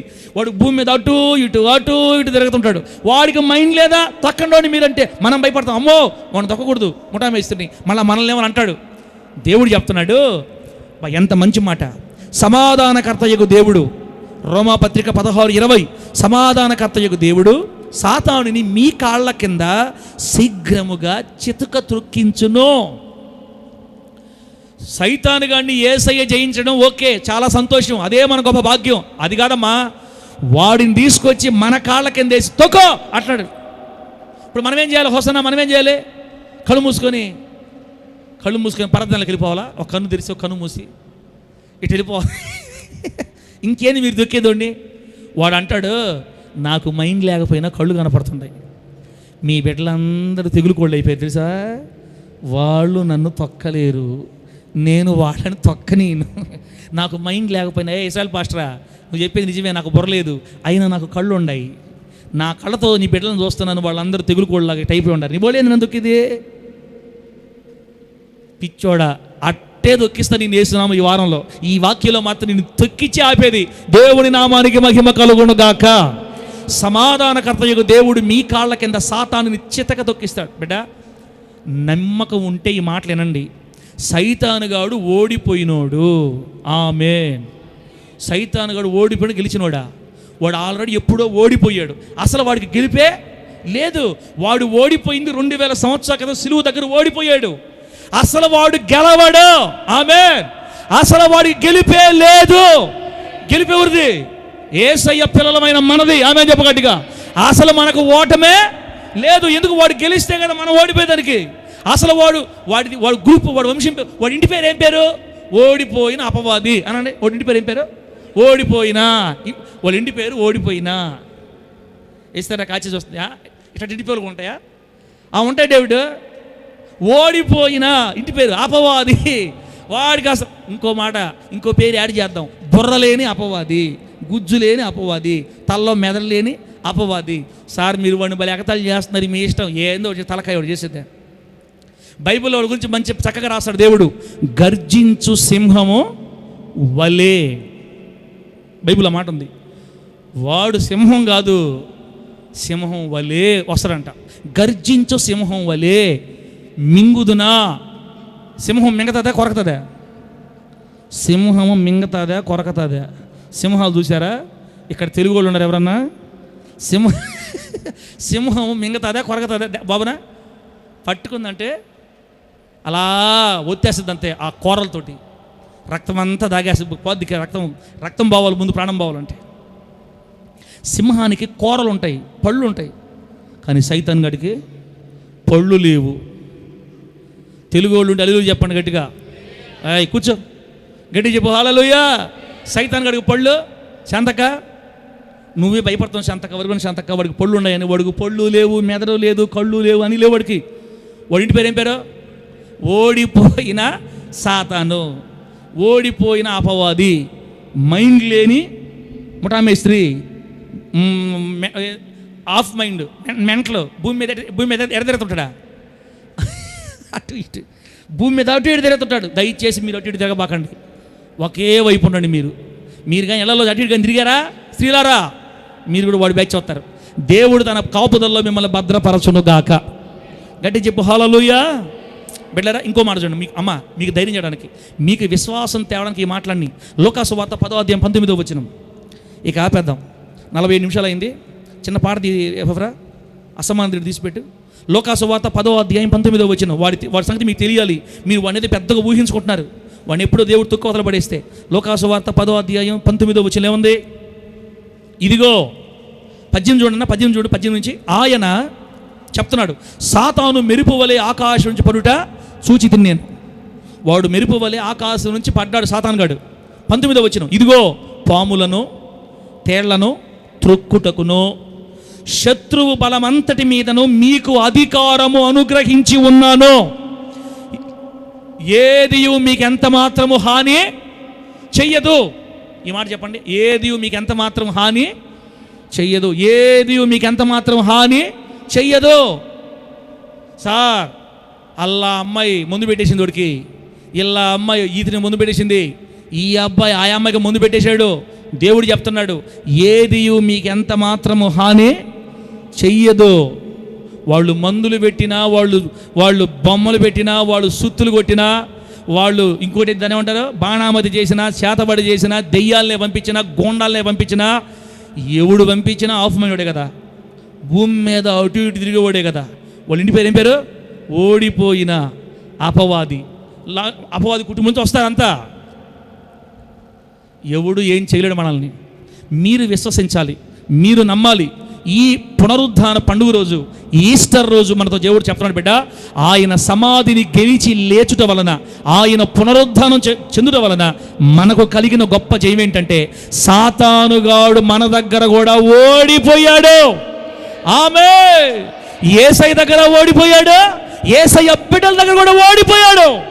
మన తండ్రి ఏం చెప్తున్నాడంటే, వాడి బలమంతటి మీద నేను మీకు అధికారం ఇచ్చా, శత్రువు బలమంతటి మీద మీకు అధికారం ఇచ్చా, తక్కండి అని ఏం చేయమంటాడు మనల్ని? అసాధ్య సమాధానం రావట్లేదు నాయన, హల్లెలూయా అట్ట కాదు. యేసు నామములో ఆజ్ఞాపిస్తున్నా, పో పో పో అనాలా. అది మన పవరు. విడిచిపోయే యేసు నామములో అనాలా. అపవాదిని ఎదిరించుడే, అప్పుడు వాడు మీ వద్ద నుంచే. తెలుగు పెట్టాలి హల్లెలూయా చెప్పడం గట్టిగా. తెలుగు వచ్చిన చెప్పడం గట్టిగా. అపవాదిని ఎదిరించుడి, వాడు మీ వద్ద నుంచే. ఎదిరేస్తామన్నాడా, ఏడస్తామన్నాడా? ప్లీజ్ రా, పోరా, నీకు మైండ్ లేదంట కదా, ఎందుకు నా దగ్గరకు వస్తున్నావు, ఊరికే నల్లడా అనకూడదు మనమని. యేసు నామములో ఆజ్ఞాపిస్తున్నా, నా కుటుంబంలో తగాదాలు పెడుతున్నా దురాత్మ, యేసు నామములో బయటికే పో. నాకు నా భార్యకి అనుమానాలు పెట్టి నా కుటుంబాన్ని వేదన పాల్చిన దురాత్మ, యేసు నామములో ఆజ్ఞాపిస్తున్నా, విడిచి పో అనాలా. అపవాదిని ఎదిరించండి, వాడు మీ ఎదురు నుంచి పారిపోతాడు. అసలు వాడికి మీ మీద జయము లేనే లేదు. వాడి ఇంటి పేరే ఓడిపోయినోడు. అసలు వాడికి గెలిపే లేదు. ఎందుకు? నేను సమాధిని గెలిచి తిని కాబట్టి, నేను పునరుద్ధానుని కాబట్టి, నా పునరుద్ధానం వలన మీకు సాతాను శక్తుల మీద జయమిచ్చాను. కొంతమంది మహాతలులు ఉంటారు సంఘాల్లో, కొంతమంది మహాతలులు ఉంటారు. ఎక్కువ ప్రార్థన చేసుకోమాక, ఎక్కువ ప్రార్థన చేస్తే సైతాన్ని శ్రమలు వచ్చేస్తాయి. నీకు చెప్తుండా, ప్రార్థన చేసుకునే వాళ్ళకి ఎక్కువ శ్రమలు వచ్చేది. టీవీలు చూసుకుంటే ఏమి రాదు, నా మాటని ఏదో ఒక పూట చేసుకో అట్ట. చూసా, ఆ ఆఫ్ మైండ్ వీళ్ళకి వచ్చేసింది ఇప్పుడు. ఎవరు ఆఫ్ మైండ్? అలా ఆఫ్ మైండ్ ఉందే, మెదడు గుజ్జు లేదు కదా. ప్రార్థన చేసుకుంటే శ్రమలు వచ్చేస్తాయంట, చర్చికి క్రమంగా వస్తే శ్రమలు వచ్చేస్తాయంట, ఎక్కువ బైబిల్ చదువుకున్నా శ్రమలు వచ్చేస్తాయంట. శ్రమలు ఎందుకు వస్తాయి? శ్రమలు వాడి వల్ల రావు మనకి. శ్రమలు బిడ్డరా, శ్రమలైనా, దుఃఖాలైనా, బాధలైనా, కష్టాలైనా, కన్నీళ్ళైనా యేసయ్య అనుమతి లేకుండా మన దగ్గరికి రానే రావు. ఆమేన్. ప్రసంగి గ్రంథంలో ఏముందో తెలుసా? మనుషులు దేవుని యందు భయభక్తులు నిలుపునట్లు ఆయన సుఖ దుఃఖములను జతపరచి ఉన్నాడు. ఆమేన్. ఏడుపు సంతోషాన్ని మన మీదకి దేవుడు ఎందుకు తీసుకొని వస్తాడంటే, మనము దేవుని యందు భయభక్తులు నిలుపునట్లుగా. కష్టమైన, బాధ అయినా, రోగమైనా, హింస అయినా, నిందైన, అవమానమైన, ఏడుపైనా, వ్యాధి బాధలైనా, అప్పుల బాధలైనా ఏది కూడా దేవుడు తెలియకుండా నీ దగ్గర రానే రావు. అసలు నీ తల్లో వెంట్రుకు కూడా ఆయనకి చెప్పకుండా రాలనే. నమ్మరా? తెలుగు వాళ్ళు ఉన్నారమ్మా ఉంటే అడిలో చెప్పండి అమ్మా. నీ వెంట్రుకు కూడా యేసు అనుమతి లేకుండా రాలదు. మనకు తెలియకుండానే మన బాడీ మీద వెంట్రుకు ఎన్నో రాలిపోతూ ఉంటాయి. ప్రతి వెంట్రుక కౌంట్లో ఉంది దేవునికి. ఆయన నీ తల వెంట్రుకలను లెక్కించి ఉన్నాడు. అంటే నువ్వు ఎంత ఇష్టం అక్క దేవుడికి. అమ్మా, నీ మీద ఎంత బాధ్యత దేవుడికి, నీ కోసం ఎంత పరితపిస్తున్నాడు ఆయన.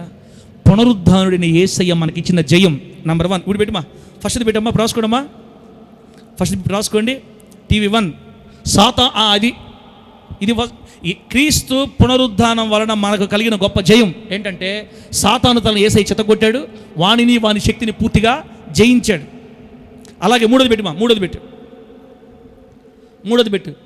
సాతాను బలమంతటి మీద మనకు కూడా అధికారమునిచ్చింది క్రీస్తు పునరుద్ధానం. అదిగో, సాతాను బలమంతటి మీద మనకు కూడా అధికారం ఇచ్చింది క్రీస్తు పునరుద్ధానం. ఇది యేసయ్య పునరుద్ధానం వల్ల మనకు కలిగిన మొట్టమొదటి విజయం. క్రీస్తు పునరుద్ధాన విజయాల్లో మొదటిది, సాతాను మీద మనకు అధికారం ఇచ్చాడు దేవుడు. దేవునికి స్తోత్రం కలుగును గాక. యేసయ్య సాతాన్ని ఓడించాడు. వాడు ఎలాగో ఓడిపోయాడు కాబట్టి వాడిని మన కాళ్ళ కింద తొక్కించి వాడి మీద మనకి అధికారం ఇచ్చాడు దేవుడు. మనము వాడిని జయించలేము, కానీ యేసయ్య వాడిని జయించి వాడిని తెచ్చి మన కాళ్ళ కింద కట్టిపడేసి తొక్కరా అని తొక్కించి వాడి మీద మనకు అధికారం ఇచ్చాడు. ప్రభువు నామానికి మహిమ కలుగును గాక. వాడి నిన్ను ఎన్ని రకాలుగా ఇబ్బంది పెట్టినా ప్రార్థనలో వాడిని గద్దించు తమ్ముడా, వెళ్ళిపోతాడంతే. గద్దించు. నా ప్రభువు నాకు ఇచ్చిన అధికారాన్ని బట్టి గద్దిస్తున్న దురాత్మ, యేసునామములు విడిచిపోను. చిన్న ప్రార్థనకి కేకలు పెడతాడు యేసునామములు అంతే. వాడు అంతే. ఎందుకంటే వాడు కట్టబడి మన కాళ్ళ దగ్గర పడవేయబడి ఉన్నాడు. వాడి ఇంటి పేరు చెప్పండి ఒకసారి, ఇంటి పేరు చెప్పండి గట్టిగా. ఓడిపోయిన అపవాది, ఓడిపోయిన సాతాను. కాబట్టి సాతాను శక్తులకి భయపడద్దామా? వాళ్ళకి దెయ్యం పట్టుకుందంట, ఈ ఇంట్లో దెయ్యం కనపడుతుందట, రాత్రిపూట నల్ల కనపడుతుంది, ఈ పక్క నుంచి ఓగుతుంది, ఆ పక్క నుంచి నల్లగా వచ్చేసింది, ఈ పక్క నుంచి సౌండ్లు వస్తున్నాయి, గల్లు గల్లు గజ్జలు వస్తున్నాయి. మీకు చెప్పకూడదు, భయపడతారు. మా కృపాకర్ చూపించాడు నాకు మొట్టమొదటిసారి. నీ దెయ్యాన్ని చూశానమ్మా ఫోన్లో. అన్న నిజం చెప్తున్నాను, నేను అబద్ధం కాదు. హలో, తెలుగు వచ్చిన అల్లు చెప్పండి, నేను నిజం చెప్తున్నా. ఈ మాట ఫోన్లో రికార్డ్ చేశారు బిడ్డలో. రికార్డ్ అవుద్దా నాకు తెలియదు. పొగలాగా ఒక మనిషి పొగ మనిషి రూపంలో ఉంటే ఎలా నడుస్తా, ఫోన్లో కూడా రికార్డ్ అవుద్దా ఆత్మ నాకు అప్పుడు తెలియదు. సరే మొత్తం అయింది. ఇంకా చూడకూడదు, జీవితంలో నాకు కనపడకూడదని కోరుకున్నాను నేను. పొగ పో, వేస్తున్నామా నాకు వద్దు, నువ్వు నాకెందుకు, నువ్వా నా యేసయ్యని చూడాలి నేను. నిన్ను చూసి ఏం వస్తుంది, ఓడిపోయినోడా. కాబట్టి బిడ్డరా, మీరు సాతాను శక్తులు భయపడొద్దు, వాడు పెట్టే రోగాలకు భయపడొద్దు, వాడు పంపించే సోదులకు భయపడొద్దు, ఆ తర్వాత వాళ్ళు పెడతారు కదా దాటింపులు భయపడద్దు, చేతబడులు భయపడద్దు. వాడు ఎన్ని చేసినా, వాడు ఎన్ని రకాలుగా వచ్చినా నీ పక్షమందున్న దేవుడు సిలువలో ప్రాణం పెట్టి సమాధిని గెలిచి పునరుద్ధాన్ని లేచిన యేసయ్య తన పునరుద్ధాన బలము ద్వారా సాతానుని వాని సైన్యాన్ని పట్టి వాళ్ళని జయించి జయోత్సాహముతో లోకం ముందు తీసుకొని వచ్చి వేడుక కనపరిచి వాడి కాళ్ళు కట్టి మన కాళ్ళ ముందు పడేసి తొక్కిచ్చి వాడి బలమంతటి మీద మనకు అధికారం ఇచ్చిన మన దేవునికి స్తోత్రం కలుగును గాక. గట్టిగా చెప్పండి హల్లెలూయా. పునరుద్ధాన విజయాలలో మొదటిది యేసయ్య సాతానుని జయించాడు. ఆ దేవుడే మనకు వాడి మీద అధికారం ఇచ్చాడు. నంబర్ టూ హెబ్రీ పత్రిక ఇక ఆపేస్తా. 5 నిమిషాలు పెట్టారా? 5 నిమిషాలు గుర్తు చేసి ఆపేస్తా. హెబ్రీ పత్రిక 4వ అధ్యాయం 15వ వచనం తీసి పెట్టండి. పల్లవి బాడి మనం చదువుకుందాం. హెబ్రీ పత్రిక 4వ అధ్యాయం. చప్పట్లో కొంచెం రాసుకుని చప్పట్లు కొట్టండి. ఆమేన్.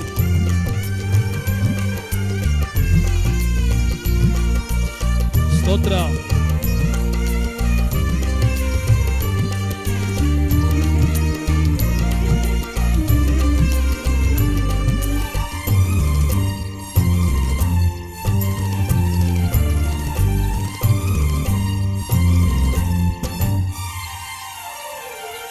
అసమాన ధీరుడా అసాధ్యములల్లేయు ఏవైనా ఎన్నైనా సాధ్యము చేయగలవు.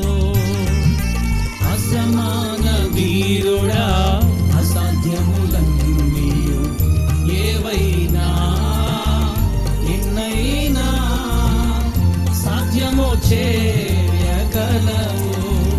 యేసయ్యా ఎండిన భూమిలో నదులు పారజేసెదవు.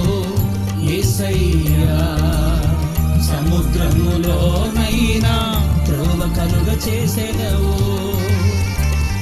దరిద్రులను మందవలే వృద్ధి చేసి దక్షిణ హస్తముతో ఆదుకొను వాడవు.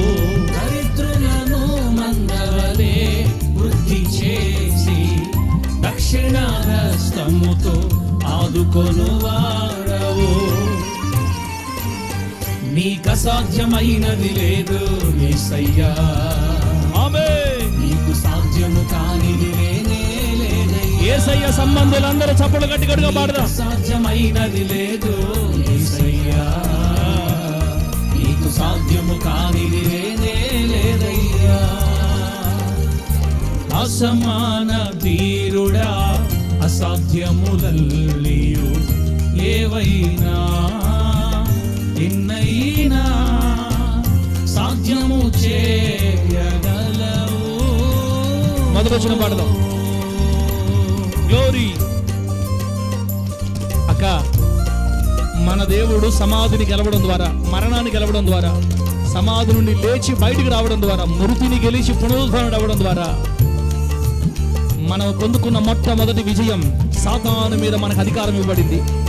యేసయ్య వాడిని ఓడించి వాడిని జయించి మన కాళ్ళ కింద పడేస్తే మనం వాడిని తొక్కి అధికారం పొందుకున్నాం. వాడి మీద చేస్తున్నాము. సాతాను సంబంధమైన ఏ కార్యాలకు నువ్వు భయపడద్దు. ధైర్యం తెచ్చుకో. చెడ్డ కళలు వచ్చినా భయపడద్దు. నల్ల స్వరూపం కనపడిన భయపడద్దు. వాడిని నేను చేయలేడు. వాడు నిన్నేమి చేయలేడు. ధైర్యం తెచ్చుకో.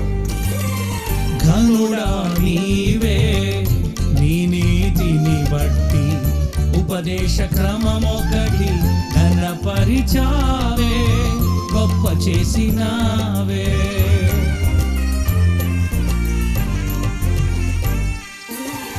ఘనుడా నీవే నీ నీతిని బట్టి ఉపదేశ క్రమమొకటి ఘనపరిచావే గొప్ప చేసినావే. రాళ్ళ వంటి మనస్సులే ఉపదేశ సారముతో నింపబడుచుండగా, రాళ్ళ వంటి మనస్సులే ఉపదేశ సారముతో నింపబడుచుండగా, ఉజ్జీవముతో నింపితివి అరుదైన ముత్యాలుగా మార్చుకుంటివి.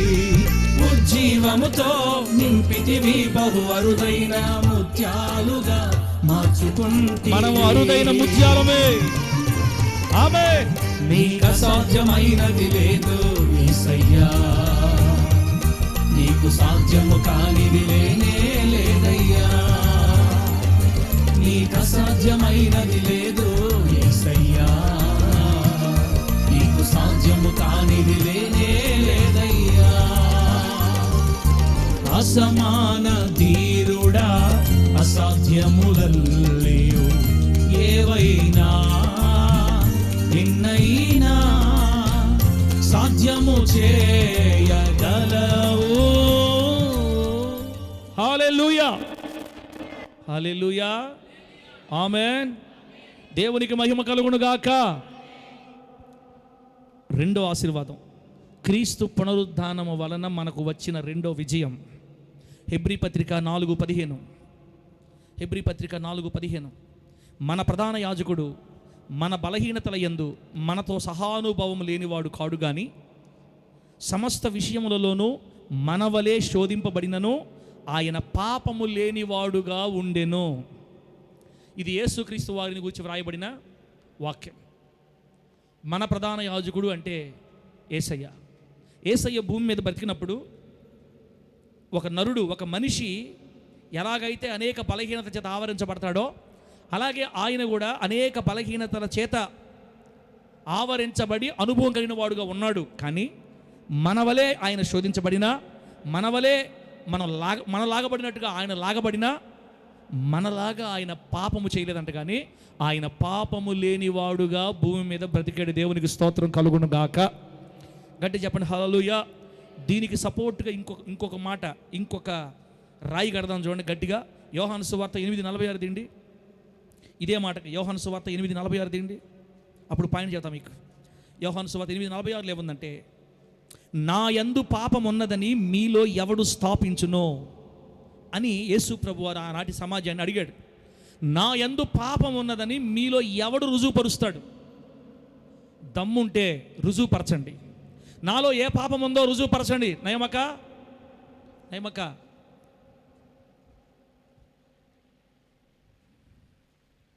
నాలో పాపం ఉందని మీలో ఎవడు రుజువుపరుస్తాడు అడిగాడు యేసయ్య. ఆ తరంలో ఉన్న ఒక్కడు కూడా ఆయనలో పాపాన్ని రుజువుపరచలేకపోయాడు. కారణం ఏంటంటే ఆయనలో ఏ నేరమో ఏ పాపమో లేదు. యేసయ్య పాపము లేని పవిత్రుడు.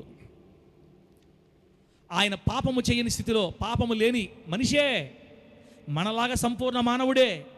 అలాగే సంపూర్ణ దేవుడు కూడా. ఆయన మానవుడిగా ఉన్న పరిధిలో ఆయన ఏ పాపం చేయలా. మనలాగా శోధించబడ్డా కూడా ఆయన పాపము చేయలేదు. బిడ్డలారా, తర్వాత ఆయన సమాధిని గెలిచి లేచిన తర్వాత ఆయన 40 రోజులు భూమి మీద ఉండి పరలోకానికి ఎక్కిళ్ళిపోయాడు కదా. పరలోకానికి వెళ్ళింది ఇదే శరీరంతోనా వేరే శరీరంతోనా? హలో చెప్పండి ఈ మాట నాకు. యేసయ్య శరీరాన్ని సమాధిలో పెట్టారు. సమాధిలో ఇప్పుడు శరీరం ఉందా లేదా? సమాధిలో శరీరం ఉందా లేదా? ఇప్పుడు లేదు. అంటే ఆ శరీరమే మళ్ళా లేచింది. అంటే యేసు ప్రభు వారు పుట్టినప్పుడు ఏ శరీరమో ఆ శరీరంతోనే సమాధిలోంచి లేచాడు. కాకపోతే మహిమ వచ్చింది ఆ శరీరానికి. అదే శరీరంతో, అదే మహిమ శరీరంతో మేఘమండలముల మీద కొనిపోబడ్డాడు పరలోకానికి. అవునా కదా? అదే శరీరంతో పరలోకం వెళ్ళిపోయాడు. ఇప్పుడు ప్రకటన గ్రంథం తీయండి. ప్రకటన గ్రంథం 4వ అధ్యాయం 8వ వచనం చూడండి ఒకసారి. ప్రకటన గ్రంథం 4వ అధ్యాయం 8వ వచనం. అలా వెళ్ళిపోయిన యేసుక్రీస్తు వారు సింహాసనం దగ్గర తండ్రి కుడిపార్శ్వం మీద కూర్చున్నాడు. తండ్రి కుడిపార్శ్వం కూర్చున్నాడు. గొర్రెపిల్ల కూర్చో ఉన్నాడు. ఇప్పుడు చూడండి 8వ వచనంలో ఉంది, ఈ 4 జీవులలో ప్రతి జీవికి 6 రెక్కలుండెనో, అవి చుట్టూను రెక్కల లోపటను కన్నులతో నిండి ఉన్నవి. అవి అంటే ఆ 4 జీవులు ఇప్పుడు ఏం చెప్తున్నాయంటే, భూత వర్తమాన భవిష్యత్ కాలములలో ఉండు సర్వాధికారియు దేవుడునగు ప్రభువు పరిశుద్ధుడు పరిశుద్ధుడు పరిశుద్ధుడని మానక రాత్రింబగళ్ళు చెప్పుచుండును అని రాయబడింది. పరలోకంలో కోట్లాది దేవదూతల చేత నిత్యము గాన ప్రతిగానాలతో స్తుతించబడుతూ ఉన్నాడు. భూమి మీద ఒలీవల కొండ నుండి మహిమ శరీరంతో ఆకాశ మండలానికి కొనిపోబడిన యేసు ఏ శరీరంతో పరలోకానికి వెళ్ళాడో అదే శరీరంతో ఆయన పరలోకంలో ఆరాధించబడుతున్నాడు. ఏమని ఆరాధించబడుతున్నాడంటే, పరిశుద్ధుడు పరిశుద్ధుడు పరిశుద్ధుడు. ఇదే పాట పరలోకంలో కొత్త పాట. పరిశుద్ధుడు పరిశుద్ధుడు పరిశుద్ధుడు. పరిశుద్ధుడు అనాలంటే పాపం ఉన్నోళ్ళు అంటారా, పాపం లేనోళ్ళు అంటారా? హలో, పాపం ఉన్నోళ్ళు అంటారా, లేనోళ్ళు అంటారా? ఆయన భూమి మీద బ్రతికున్నప్పుడు పాపం లేనివాడే, పరలోకానికి ఎక్కి వెళ్ళిన తర్వాత కూడా ఆయన పాపం లేనివాడే. అందుకే పరలోక ప్రభుత్వం అంతా ఆయన కొనియాడుతుంది, పరిశుద్ధుడు పరిశుద్ధుడు పరిశుద్ధుడు సర్వాధికారియగు దేవుడు అని పాడుతుంది. ఇప్పుడు నేనేమంటానంటే, యేసుక్రీస్తు వారు సమాధిని గెలిచి పునరుద్ధరణైనందువల్ల మనకు కలిగిన గొప్ప జయం, లేదా ఆయన మనకు అనుగ్రహించిన రెండవ విజయం ఏంటంటే, పెట్టుమా, రెండోది పెట్టు, మూడోది, యేసయ్య తన పునరుద్ధాన బలము ద్వారా పాపమును జయించాడు. దేవునికి స్తోత్రం కలుగును గాక. ఇది పునరుద్ధానం వలన యేసయ్య మనకిచ్చిన గొప్ప రెండో విజయం. యేసు ప్రభు పాపాన్ని జయించాడు తన పునరుద్ధానపు బలము ద్వారా. అంటే ఆల్రెడీ ఆయన పాపం చేయలేదు, పాపమును జయించిన వానిగా మనకు కనబడ్డాడు లోకంలో. ఆయన చనిపోకముందే, ఆయన సిలువ వేయబడక ముందే ఆయన పాపం లేనివాడుగా ఉన్నాడు. ఆయన పునరుద్ధానం అయిన తర్వాత పరలోక రాజ్యంలో కొనియాడబడుతున్నాడు, పరిశుద్ధుడు పరిశుద్ధుడు పరిశుద్ధుడని. మొత్తం మీద టోటల్గా మనం బైబిల్ గ్రంథంలో ధ్యానించి చూస్తే, యేసయ్య తన పునరుద్ధాన బలము ద్వారా పాపమును జయించాడు. ఆయన పాపమును జయించుట వలన మనకి ఏమైనా మేలా అంటే, అమ్మా, ఆయన పాపమును జయించుట ద్వారా మనకేమైనా మేలా అంటే, ఆ మేలు మీకు అర్థమైందంటే ఇక మీకు 2 రోజులు నిద్ర పడదు. ఇంకా గుర్తుపెట్టుకో, అది చెప్తా ఇప్పుడు. యేసయ్య పాపమును జయించుట ద్వారా మనకు కలిగే మేలేంటి? ఇందాక ఫస్ట్ దాంట్లో సాతాన్ని జయించాడు అన్న, సాతాన్ని జయించడు లేదా? సాతాన్ని జయించినప్పుడు మనకు కలిగిన మేలేంది? వాడిని కాళ్ళు చేతులు గట్టి తెచ్చి ఎక్కడేశాడు? మన కాళ్ళ కాడేశాడు. ఏమన్నాడు? తొక్కో అన్నాడు. వాడి బలం అంతటి మీద మీకు అధికారం ఇస్తాను, తొక్కో అన్నాడు. తొక్కి తొక్కి తొక్కి తొక్కి పొడి చేస్తాను నేనైతే. ఇప్పుడు రెండోది ప్రభు అంటున్నాడు, ఇదిగో నేను పాపాన్ని జయించా, ఈ పాపం యొక్క శక్తినంతటి నా చేతిలో తీసుకొని మీ దగ్గర పెడుతున్నా. మీరెవరో తెలుసా? మీరు ఏదన్నా చిన్న పొరపాటు చేస్తే నేను పాపిని పాపిని పాపిని అని ఏడవబాకండి. మీరు ఇంకా ఊరికి ఏడవబాకండి. నేను దుష్టుని, దుర్మార్గుడిని, దుష్టుని, భ్రష్టుని అనబాకండి. మీరు భ్రష్టులు కాదు, దుష్టులు కాదు, పాపమును జయించిన వాని యొక్క పిల్లలు. ఆమేన్ చెప్పండి, గట్టిగా చెప్పండి, హల్లెలూయా. మీరు నా పిల్లలు. జిగటమన్ను కుమ్మరి చేతిలో ఉన్నట్లుగా మీరు నా చేతిలో ఉన్నారు. నా చేతిలో మిమ్మల్ని చెక్కుకున్నాను. నేను పాపమును జయించిన వాడిని. మీ మీద పాపము ఇక ప్రభుత్వము చెయ్యదు. ఆమేన్ చెప్పండి, గట్టి చెప్పు, హల్లెలూయా. రోమా 8లో ఉంది, ఇక మీదట నుండి, ఇప్పటి నుండి క్రీస్తు నందున్న వానికి ఏ శిక్షా విధి లేదు. క్రీస్తు నందున్న వానికి ఏ శిక్షా విధి లేదు. మీకు ఏ శిక్ష లేదు, ఏ పనిష్మెంట్లు లేవు. ఎందుకో? పాపమును యేసయ్య జయించేశాడు కాబట్టి. పాపం వలన వచ్చే జీతం, పాపము వలన వచ్చు జీతం మరణం. ఆ మరణం ఆయన పొందాడు, మనకు ప్రతిఫలంగా ఆయన తీసుకున్నాడు. అంటే పాస్టర్ గారు మీ మాటలు నాకు ఎట్ట అర్థం అవుతున్నాయంటే, ఇష్ట ప్రకారం బతకొచ్చు అంటావైతే, నువ్వు ఇష్ట ప్రకారం బతికేవంటే అసలు నీలో యేసయ్య ఆత్మే లేదు. యేసయ్య ఆత్మ ఉండే వాళ్ళు ఇష్ట ప్రకారం బతారు చెప్పండి. ఇంత చిన్నది చేసిన దానికి కొట్టుకోవడం ఇక్కడ గుండె అలారం వల్ల, అలారం పెట్టేసలా మన ఇష్ట ప్రకారం బతికేటప్పుడు మనం యేసయ్య పెట్టలేదు గతం. యేసయ్య ఆత్మ మనలో ఉంటే పరిశుద్ధతను గురించి, జీవాన్ని గురించి రేపుతూ ఉంటుంది మనల్ని. చిన్న పొరపాటు చేస్తే కుంగి ఏడ్చేటట్టు చేస్తుంది. బయటపడితే ఏమైపోద్దు, ఓ నాయనా అని ఏడుపులు వస్తాయి. విచ్చలవిడిగా బయటికి వెళ్ళి పాపం చేసేవాడు ఇంకా దేవుని చేత తాకబడలేదని అర్థం. యేసయ్య బిడ్డలు బరి తెగించి ఏ పాపాన్ని చేయలేరు. వాళ్ళు సాటుమాటుగా శేఖర దెబ్బలు కొట్టుకుంటా, వాళ్ళకి కడిలేసి ఓ సొగండాలు పెడతా, ఏడుచుకుంటా, కారుచుకుంటా, కళ్ళలోంచి కారుచుకుంటారు, మొత్తం ముక్కులోంచి కారుచుకుంటా. వాళ్ళ బాధ ఎవరు చెప్పుకోవాలా? వాళ్ళు ఎప్పుడు బహిరంగంగా వచ్చి చేయలేరు. అలా దేవుని ఆత్మ అసలు ఒప్పుకోదు వాళ్ళని. ప్రభు చెప్తున్నాడు, మీరు ఓడిపోయారని, పడిపోయారని, జారిపోయారని, పడిపోయానని, తప్పు చేసేసానని నువ్వు తిగులు పడపకమా. నేను పాపాన్ని జయించి పాపం అనుకున్న బలమంతటిని తీసేసి నీ కాళ్ళ కింద పడేసా. నువ్వేం చేస్తావంటే పొరపాటే, తప్పు అయిపోయింది కదా, పడిపోయావు కదా, దాని గురించి ఊరికి కుయ్యిపోకుండా పరిగెత్తి నా దగ్గర రా. ఆమేన్ చెప్పండి గట్టిగా. పరిగెత్తే నా దగ్గర వచ్చి ఏం చేస్తావు? మనము మన పాపములను ఒప్పుకొనిన ఎడల, ఆమేనండి, మనము మన పాపాలని ఒప్పుకొనిన ఎడల ఆయన నమ్మదగిన వాడు, నీతిమంతుడు కనుక ఆయన మన పాపాలు క్షమించే, ఆయన మన పాపములు క్షమించి సమస్త దుర్నీతి నుంచి మనల్ని పవిత్రులుగా చేస్తాడు. మీకు నచ్చినా నచ్చకపోయినా నిజమైన మాట చెప్తున్నా, నచ్చకపోతే అందరూ వెళ్ళి పెన్నా నదిలో, ఆ తర్వాత నేను చెప్పను. ఇంకా మీరు ఏనండి వినకపోండి, ప్రభువు నాకు ఇచ్చిన ప్రత్యక్ష చెప్తున్నా మీకు. పాపమును జయించిన యేసు, క్రీస్తు పునరుద్ధానం వల్ల యేసయ్య పొందిన రెండవ జయం, ఆయన పాపాన్ని జయించాడు.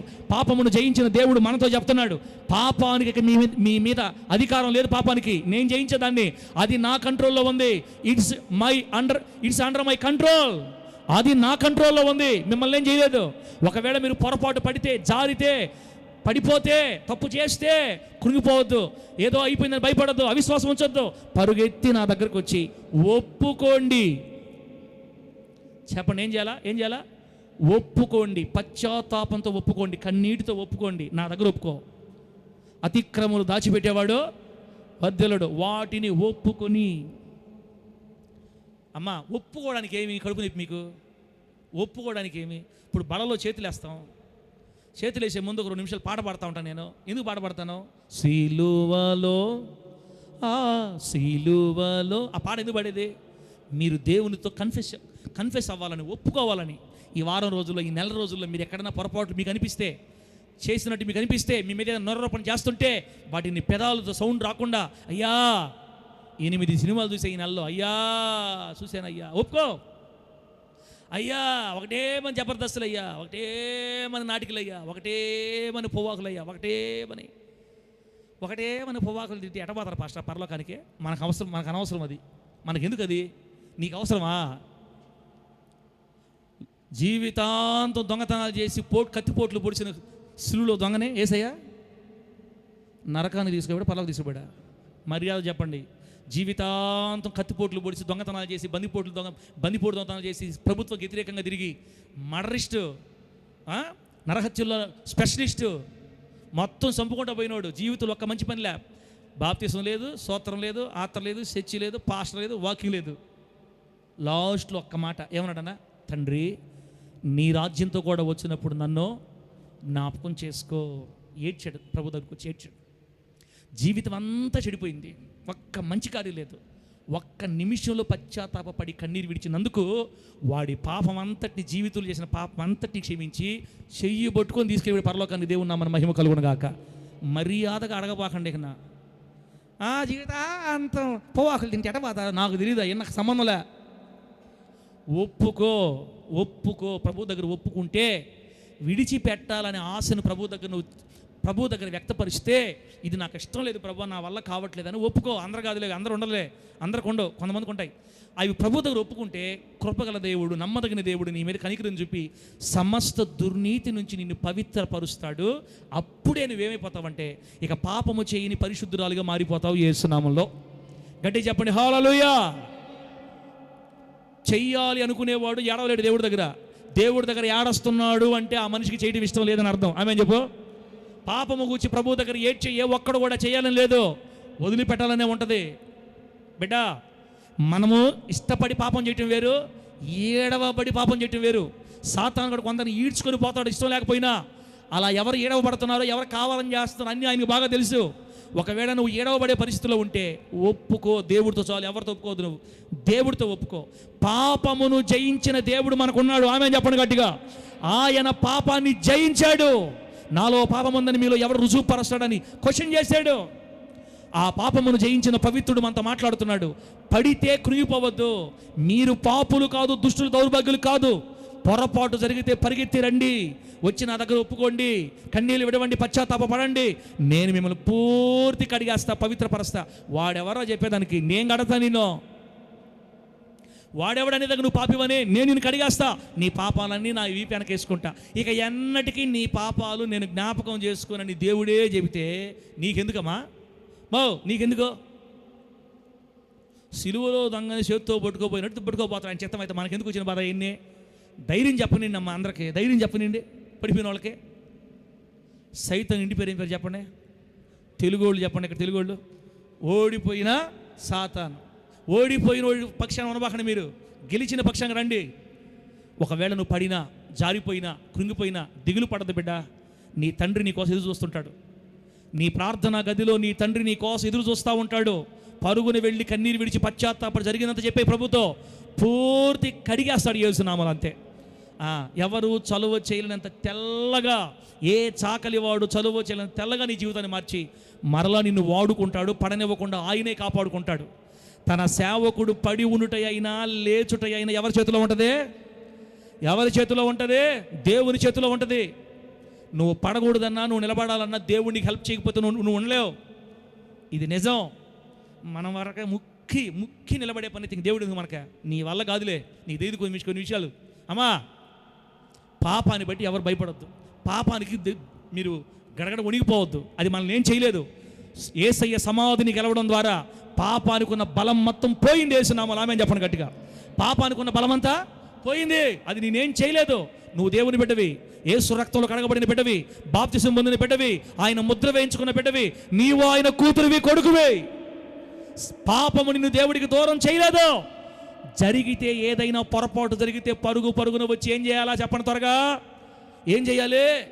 చర్చిలో కళ్ళు మూసుకోవాలా? ఒప్పుకోవాలి. పశ్చాత్తాపంతో ఒప్పుకోవాలి.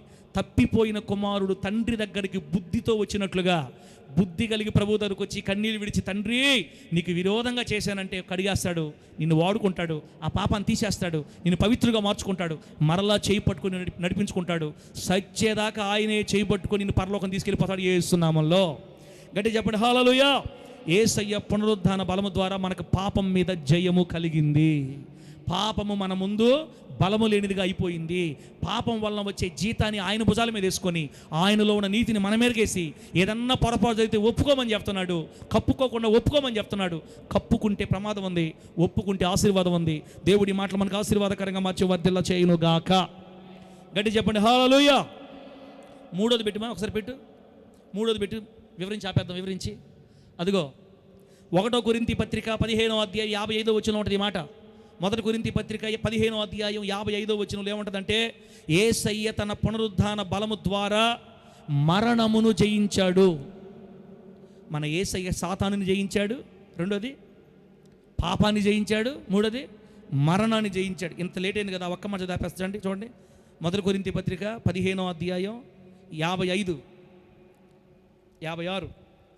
ఓ మరణమా నీ విజయం ఎక్కడ? ఓ మరణమా నీ ముళ్ళెక్కడ? మరణపు ముళ్ళు పాపం, పాపం అనుకున్న బలము ధర్మశాస్త్రం. అయినను మన ప్రభువైన యేసుక్రీస్తు మూలముగా మనకు జయము అనుగ్రహించుచున్న దేవునికి స్తోత్రం కలుగునుగాక రాశారు. బిడ్డలారా, మన ప్రభువైన యేసయ్య వాక్యం మూలంగా సమాధిలో నుండి సమాధిని గెలుచుట ద్వారా మన ప్రభువైన యేసయ్య మరణాన్ని కూడా జయించాడు యేసు నామములో. మన యేసయ్య మరణాన్ని జయించాడు. ఇప్పుడు చూడండి, సాతానుని గెలిచి కాళ్ళు చేతులు కట్టి మన కాళ్ళ కింద పడేశాడు. పాపాన్ని గెలిచి కాళ్ళు చేతులు కట్టి మన కాళ్ళ కింద పడేశాడు. ఒప్పుకుంటే అయిపోతుంది. మరి మరణాన్ని కూడా ఏం చేయాలి దేవుడు? అమ్మా ఇది చెప్పండి. మరణాన్ని జయించాడు. ఇప్పుడు ప్రభు ఏం చేశాడు? మరణాన్ని కూడా కాళ్ళు చేతులు కట్టి మన కాళ్ళ ముందు పడేసి మనకేం చెప్తున్నాడంటే, పిల్లరా, ఓ బిడ్డలరా, భూమి మీద మీరు మరణిస్తున్నారని దిగులు పడొద్దు. భౌతికంగా మీరు మరణిస్తారు, కానీ ఈ మరణం మిమ్మల్ని ఏమీ చెయ్యలేదు. ఈ మరణం మిమ్మల్ని ఏం చేసింది? సమాధిలో తీసుకుపోయింది కదా.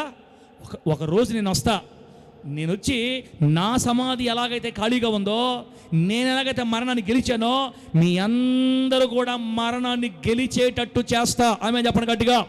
ఆ రోజు మీ సమాధులు కూడా తెరవబడతాయి.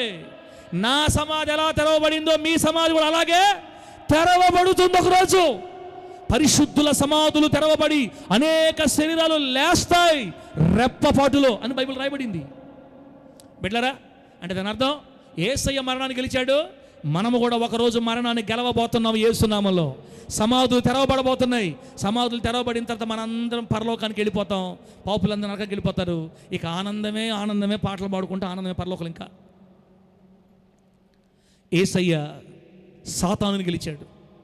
యేసయ్య సాతాను సైన్యాన్ని జయించాడు, మన కాళ్ళ కింద పడేశాడు. యేసయ్య రెండోది పాపాన్ని జయించాడు, మన కాళ్ళ కింద పడేశాడు. యేసయ్య మరణాన్ని జయించాడు, మన కాళ్ళ దగ్గర పడేసి.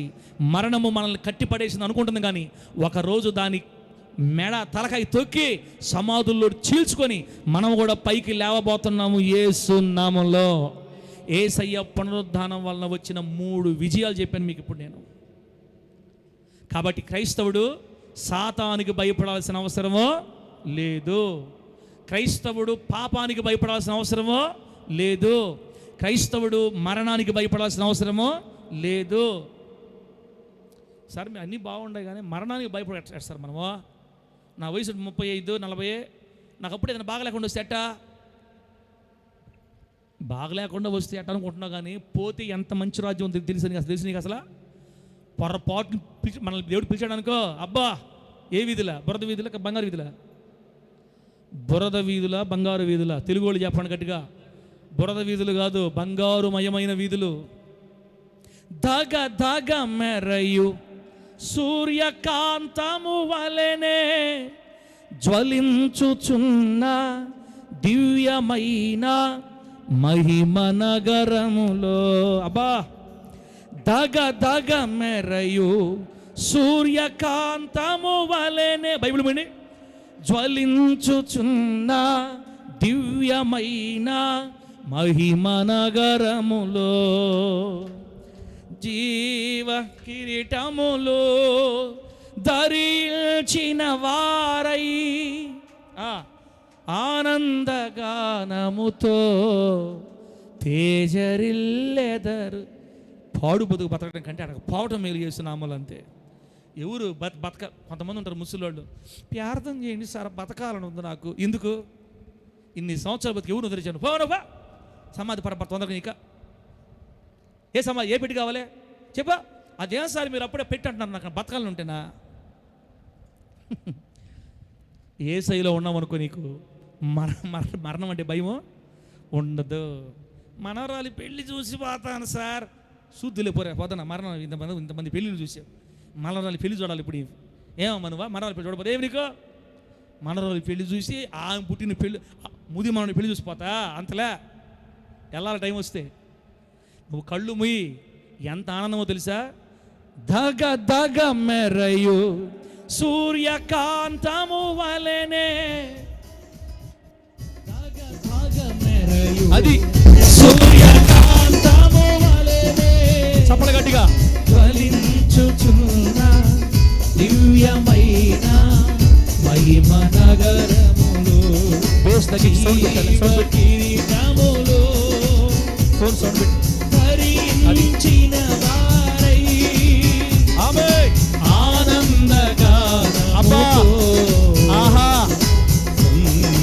సంచరించెదరు. ఆనందమే పరమానందమే మన యేసుతో జీవితం. నిర్మలమైన బంగారు వీధులు, బురద వీధులు కాదు, బంగారు వీధులు నివాసం వేస్తున్నాము. హల్లెలూయా. ఆనందమే పరమానందమే మన యేసుతో జీవితం. నిర్మలమైన బంగారు వీధులు, దేవునితో విహారం. యేసయ్యతో విహారం చేస్తాం ఆ వీధుల్లో. నూతన యెరూషలేము పాడాలా, గట్టిగా పాడాలి. అలంకరించబడిన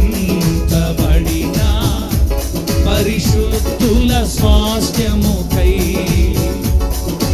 అలంకరింపబడిన పరిశుద్ధుల స్వాస్థ్యముకై. హల్లెలూయా. బిడ్డరా, ఈ రోజు నుంచి మన మరణానికి భయపడాల్సిన అవసరము లేదు. మీకేం కాదు. ఇశ్రాయేల్ పాస్ట్ ఆరోగ్యంగా ఉండాలని ప్రార్థన చేయండి. మీకు పెట్లు తెచ్చి మిమ్మల్ని ఘనంగా చేసే బాధ్యత. ఏందో ఈ పాస్ట్ అట్లా మాట్లాడుతుంది, ఘోరంగా మాట్లాడుతున్నాడు. ఒకవేళ నేనేదో నన్ను పిలిస్తే ముందు మీరు రాకుండా ఉండబాకడమ్మా, మీరు కూడా రావాలా. అందరూ చేయాలి మీ తండ్రిది. ఎవరు ముందు పోయినా ఎవరు వెనకపోయినా పోయేది మాత్రం వాస్తవం. కాబట్టి ముందు పోయినా వెనకపోయినా బురద వీధులు కాదు, ఏ వీధులు మనకి బంగారు వీధులు ఉన్నాయి. ప్రియునితో విహారం చేస్తాం యేసు నామములో. నాకైతే ఎప్పుడెప్పుడు చూడాలని ఉంది, చేసే పని ఉంది కాబట్టి కొంచెం లేట్ అవ్వచ్చు. ముసలి వికెట్లు ఉన్నాయి కొన్ని, టెన్షన్ పడబాకండి. మిమ్మల్ని ఆశీర్వాదకరంగా సాగనంపుతాము. ఒక తల్లి చెప్తుంది, 15,000 ఇస్తాను పాస్టర్ గారు, నాది బాగా చేయండి అని. సరే ఇయ్యమయ్యి, నీకు పెద్ద కారు తెచ్చి ఏంటంటే ఎలా దాని ఉంటారు అనా, బంగారంతో చూడండి, వైకుంఠ రథయాత్ర అని బండ్లు ఉంటాయి. అవసరమైతే ఆ బండికి మొత్తం పూలు కొట్టించి ఈ బిడ్డంటే పెట్టి తీసుకెళ్ళ, నన్ను బాగా చేయాలి పాస్టరా, 15,000 ఇచ్చి పెడతా నీకు, నా సమాధి నువ్వే చేయాలి. నేను చెప్పి దేవుడు చేస్తాను నీకు. ధైర్యం ఉండు. మరణం గురించి దిగులు పడాల్సిన అవసరం లేదు. మరణాన్ని జయించిన యేసు మనతో ఉన్నాడు. యేసు నామములో. పాపం గురించి భయపడాల్సిన అవసరమో లేదు. యేసయ్య మనతో ఉన్నాడు. ఒప్పుకుంటే మొత్తం కడిగేస్తాడు. సాతాను గురించి భయపడాల్సిన అవసరమో లేదు. వాడిని ఎప్పుడూ మన ప్రభు జయించాడు.